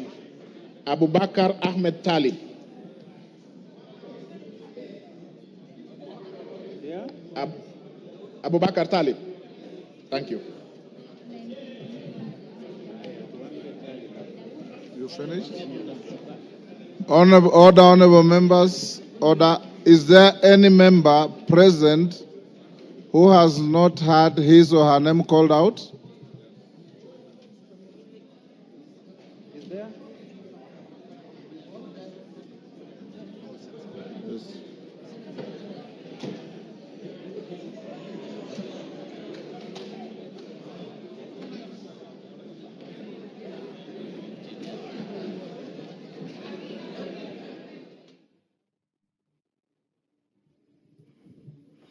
Good evening. You are watching the sitting of the National Assembly this evening, where the members have been voting on the proposed impeachment of the Deputy President, Rigathi Gachagua. It was through a roll call as directed by the Speaker of the National Assembly. And what is currently happening is that the tallying of the votes is underway, and thereafter the pronouncement will be made as to how the members of the National Assembly voted this evening. This special motion was moved by the Honorable Member Mwengi Mutuse, and in that special motion he did list 11 grounds on the reasons as to why the Deputy President, Rigathi Gachagua, should be impeached as Kenya's second in command. The Member of Parliament cited gross violation of various articles, and also he did cite serious reasons to believe that the Deputy President has committed gross economic crimes under Section 45, subsection 1, Section 46, Section 47A3, and Section 48(1) of the Anti-Corruption and Economic Crimes Act, and Section 2, 3, 4, and 7 of Proceeds of Crime and Anti-Money Laundering Act. Those are some of the reasons that the Honorable Member believes that this House should take serious consideration of this special motion to dismiss the Deputy President, who we did hear from this evening between 5 and 7 when he appeared before the National Assembly and made his case, defending himself against accusations that have been leveled against him. And in a couple of minutes, we will hear the results of this division, this historic constitutional moment for the country. And all that you will watch live courtesy of the Parliamentary Broadcasting Unit in conjunction with the Kenya Broadcasting Corporation. The National Assembly was guided by the standing orders, the procedure for removal of the Deputy President, where a member proposes the removal of the Deputy President on the grounds of physical, or mental incapacity in terms of Article 150, Sub-Article 1A of the Constitution, Standing Order 63, which talks about the procedure for removal of President on grounds of incapacity, shall with necessary modifications apply. And Part 2 of the Standing Order 65, where a member proposes to impeach the Deputy President in terms of Article 150, Sub-Article 1B of the Constitution, Standing Order 64, procedure for removal of President by impeachment shall apply with necessary modifications. So the members have been debating, and we will hear the result of this process anytime from now.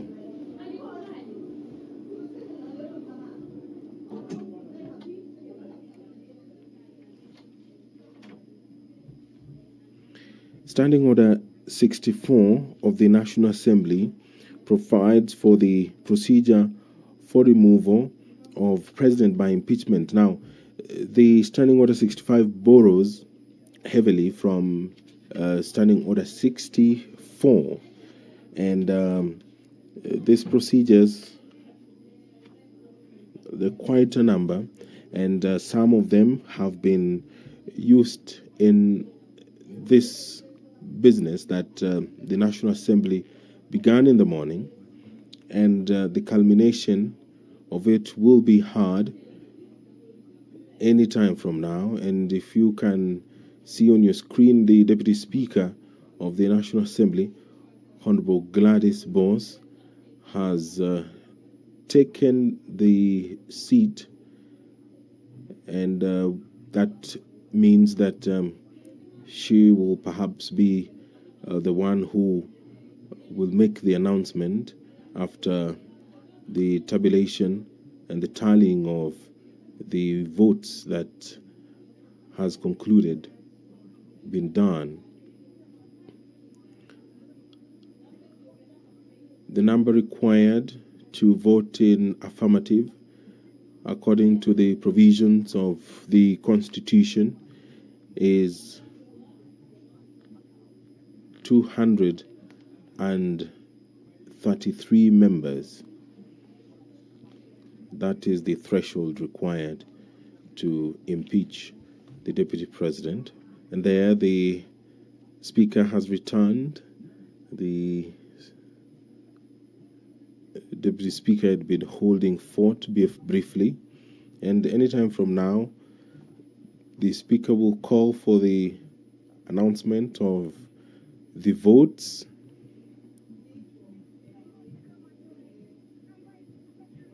which are currently being verified. It was a requirement that voting be done via roll call, and any moment from now, we will be hearing the result of that roll call. And just a quick recap of the 11 grounds which were outlined by the Honorable Member Mwenge Mutuse. That one, the Deputy President has persistently made utterances threatening to discriminate, exclude, and unlawfully deny sections of the people of Kenya and regions of the Republic of Kenya equal opportunities for public service appointment and allocation of public resources. Ground 2, the Deputy President has made unilateral public statements inconsistent with policy positions collectively adopted by the government and contradicted the President on critical matters of governance and the exercise of the President's functions as a symbol of national unity. Ground 3, that His Excellency the Deputy President interfered with the running of Nairobi City County Government by inciting citizens against the lawful directives of the county government on the planning and relocation of markets and publicly disparaging the leadership of the county government and its decisions. Count 4, gross violation of Article 160, Sub-Article 1 of the Constitution on the institutional and decisional independence of judges, that His Excellency the Deputy President has undermined the institutional and decisional independence of a judge through public attacks on a judge of the High Court of Kenya and falsely threatening to file a petition for the removal of the said judge in a matter in which he was a party. Number 5, that His Excellency the Deputy President breached his oath of office and allegiance on account of the utterances and actions attributed to the Deputy President under grounds 1, 2, and 3. And count 6, serious reasons to believe that His Excellency the Deputy President has committed crimes under Section 13(1)(a) and Section 62 of the National Cohesion and Integration Act, that His Excellency the Deputy President has persistently made inflammatory, reckless, and insightful public utterances over the last 2 years in contravention of the law. Charge 7, serious reasons to believe that His Excellency the Deputy President has committed gross economic crimes under Sections 45(1), Section 46, Section 47(a)(3), and Section 48(1) of the Anti-Corruption and Economic Crimes Act, and Section 2, Section 3, Section 4, and Section 7 of the Proceeds of Crime and Anti-Money Laundering Act. That His Excellency the Deputy President has committed gross economic crimes, namely conflict of interest, abuse of office, and conspiracy to commit crimes under sections by inexplicably amassing property estimated at 5.2 billion shillings, that is incompatible with his known legitimate income, and by trading with the office of the Deputy President through proxies.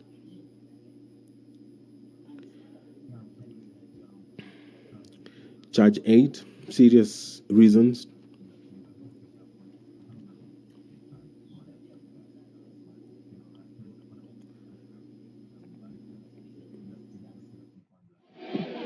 Order, honorable members. Give me that. Give me this. Order. Order. Osoro. Order. Order.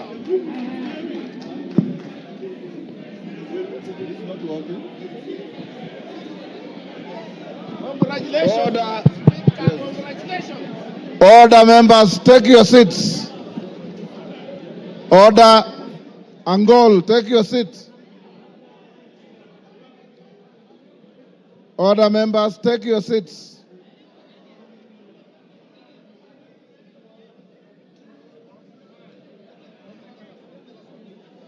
Yeah, I know. Yes. Where's the adjournment note? Order, members, order. Take your seats.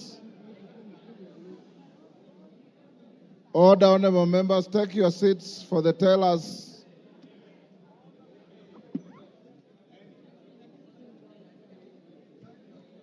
Take your seats. Order, honorable members, take your seats for the tellers. Honorable members, Haika, take your seat. Aburi, take a seat.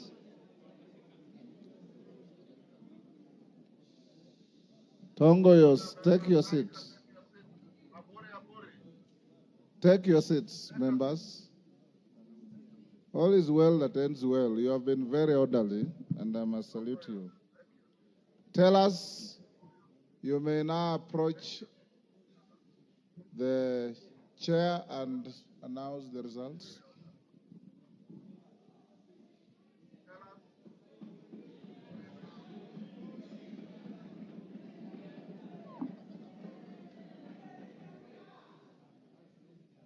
Honorable Speaker, based on the responsibility you bestowed on me, Jared Okello, MP for Nyando, Zahir Janda, Honorable Onesmus Ngogoyo, and Honorable Njeri Maina, We are here to declare the results as follows, Honorable Speaker. The nays, 44. Abstentions, 1. And the ayes, 281.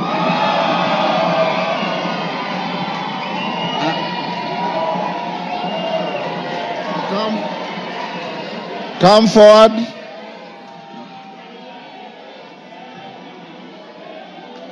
Order.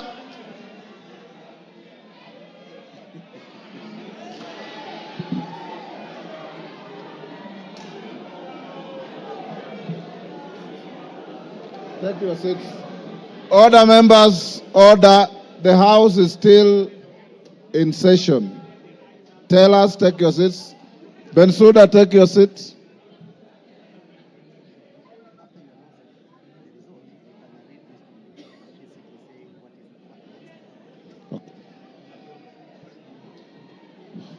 Order, members, order. Members, the results of the division on the motion are as follows. Abstentions, 1. The noes, 44. The ayes, 281. So the ayes have it.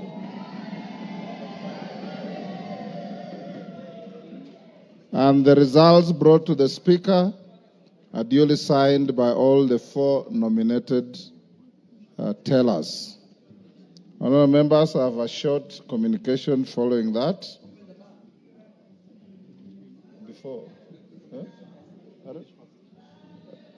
Order. The House is still in session. I have the following communication to make, honourable members, before we open the bar.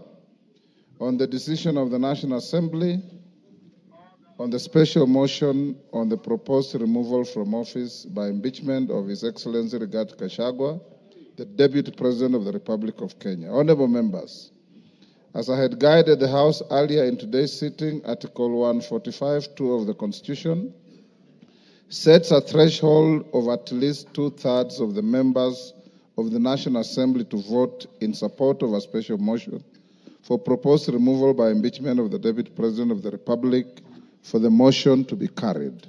According to the results of the division on the motion that I've just declared, a total of 281 members, being more than 2/3 of the members of the National Assembly, have voted in support of the motion. Article 145(2)(a) of the Constitution provides that, I quote, if a motion under Clause 1 is supported by at least 2/3 of all members of the National Assembly, the Speaker shall inform the Speaker of the Senate of the resolution within 2 days. In this regard, I'll proceed to discharge the singular duty placed on me by Article 145(2)(b) of the Constitution and under which to notify the Speaker of the Senate of the resolution of the National Assembly. The clerk is directed to prepare the necessary documentations to accompany the resolution. The House will resume tomorrow, Wednesday, 9th October 2024, at 9:30 a.m. to resume with the regular business as scheduled by the House Business Committee. I thank you. Members, will you now be upstanding? Draw the bar. Draw the bar. Open the doors. Order, honourable members. Order. Order. Order, members. The House will now be adjourned until tomorrow 9:30 a.m.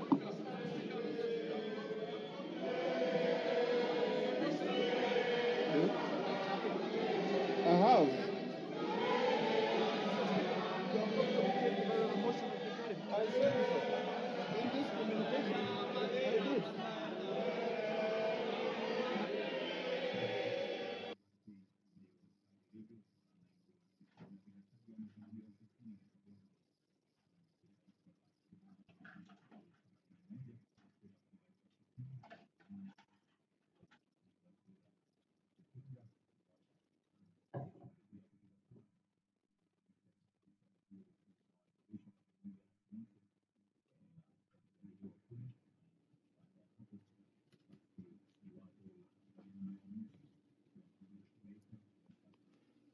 You've been watching the sitting of the National Assembly, where the House has approved the impeachment of Deputy President Rigathi Gachagua on 11 charges. The special motion was moved by the Honorable Member for Kibwezi West, Honorable Ecomas Mwengi Mutuse.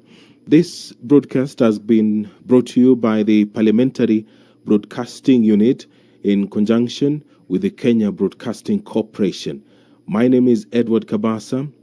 Thank you for watching.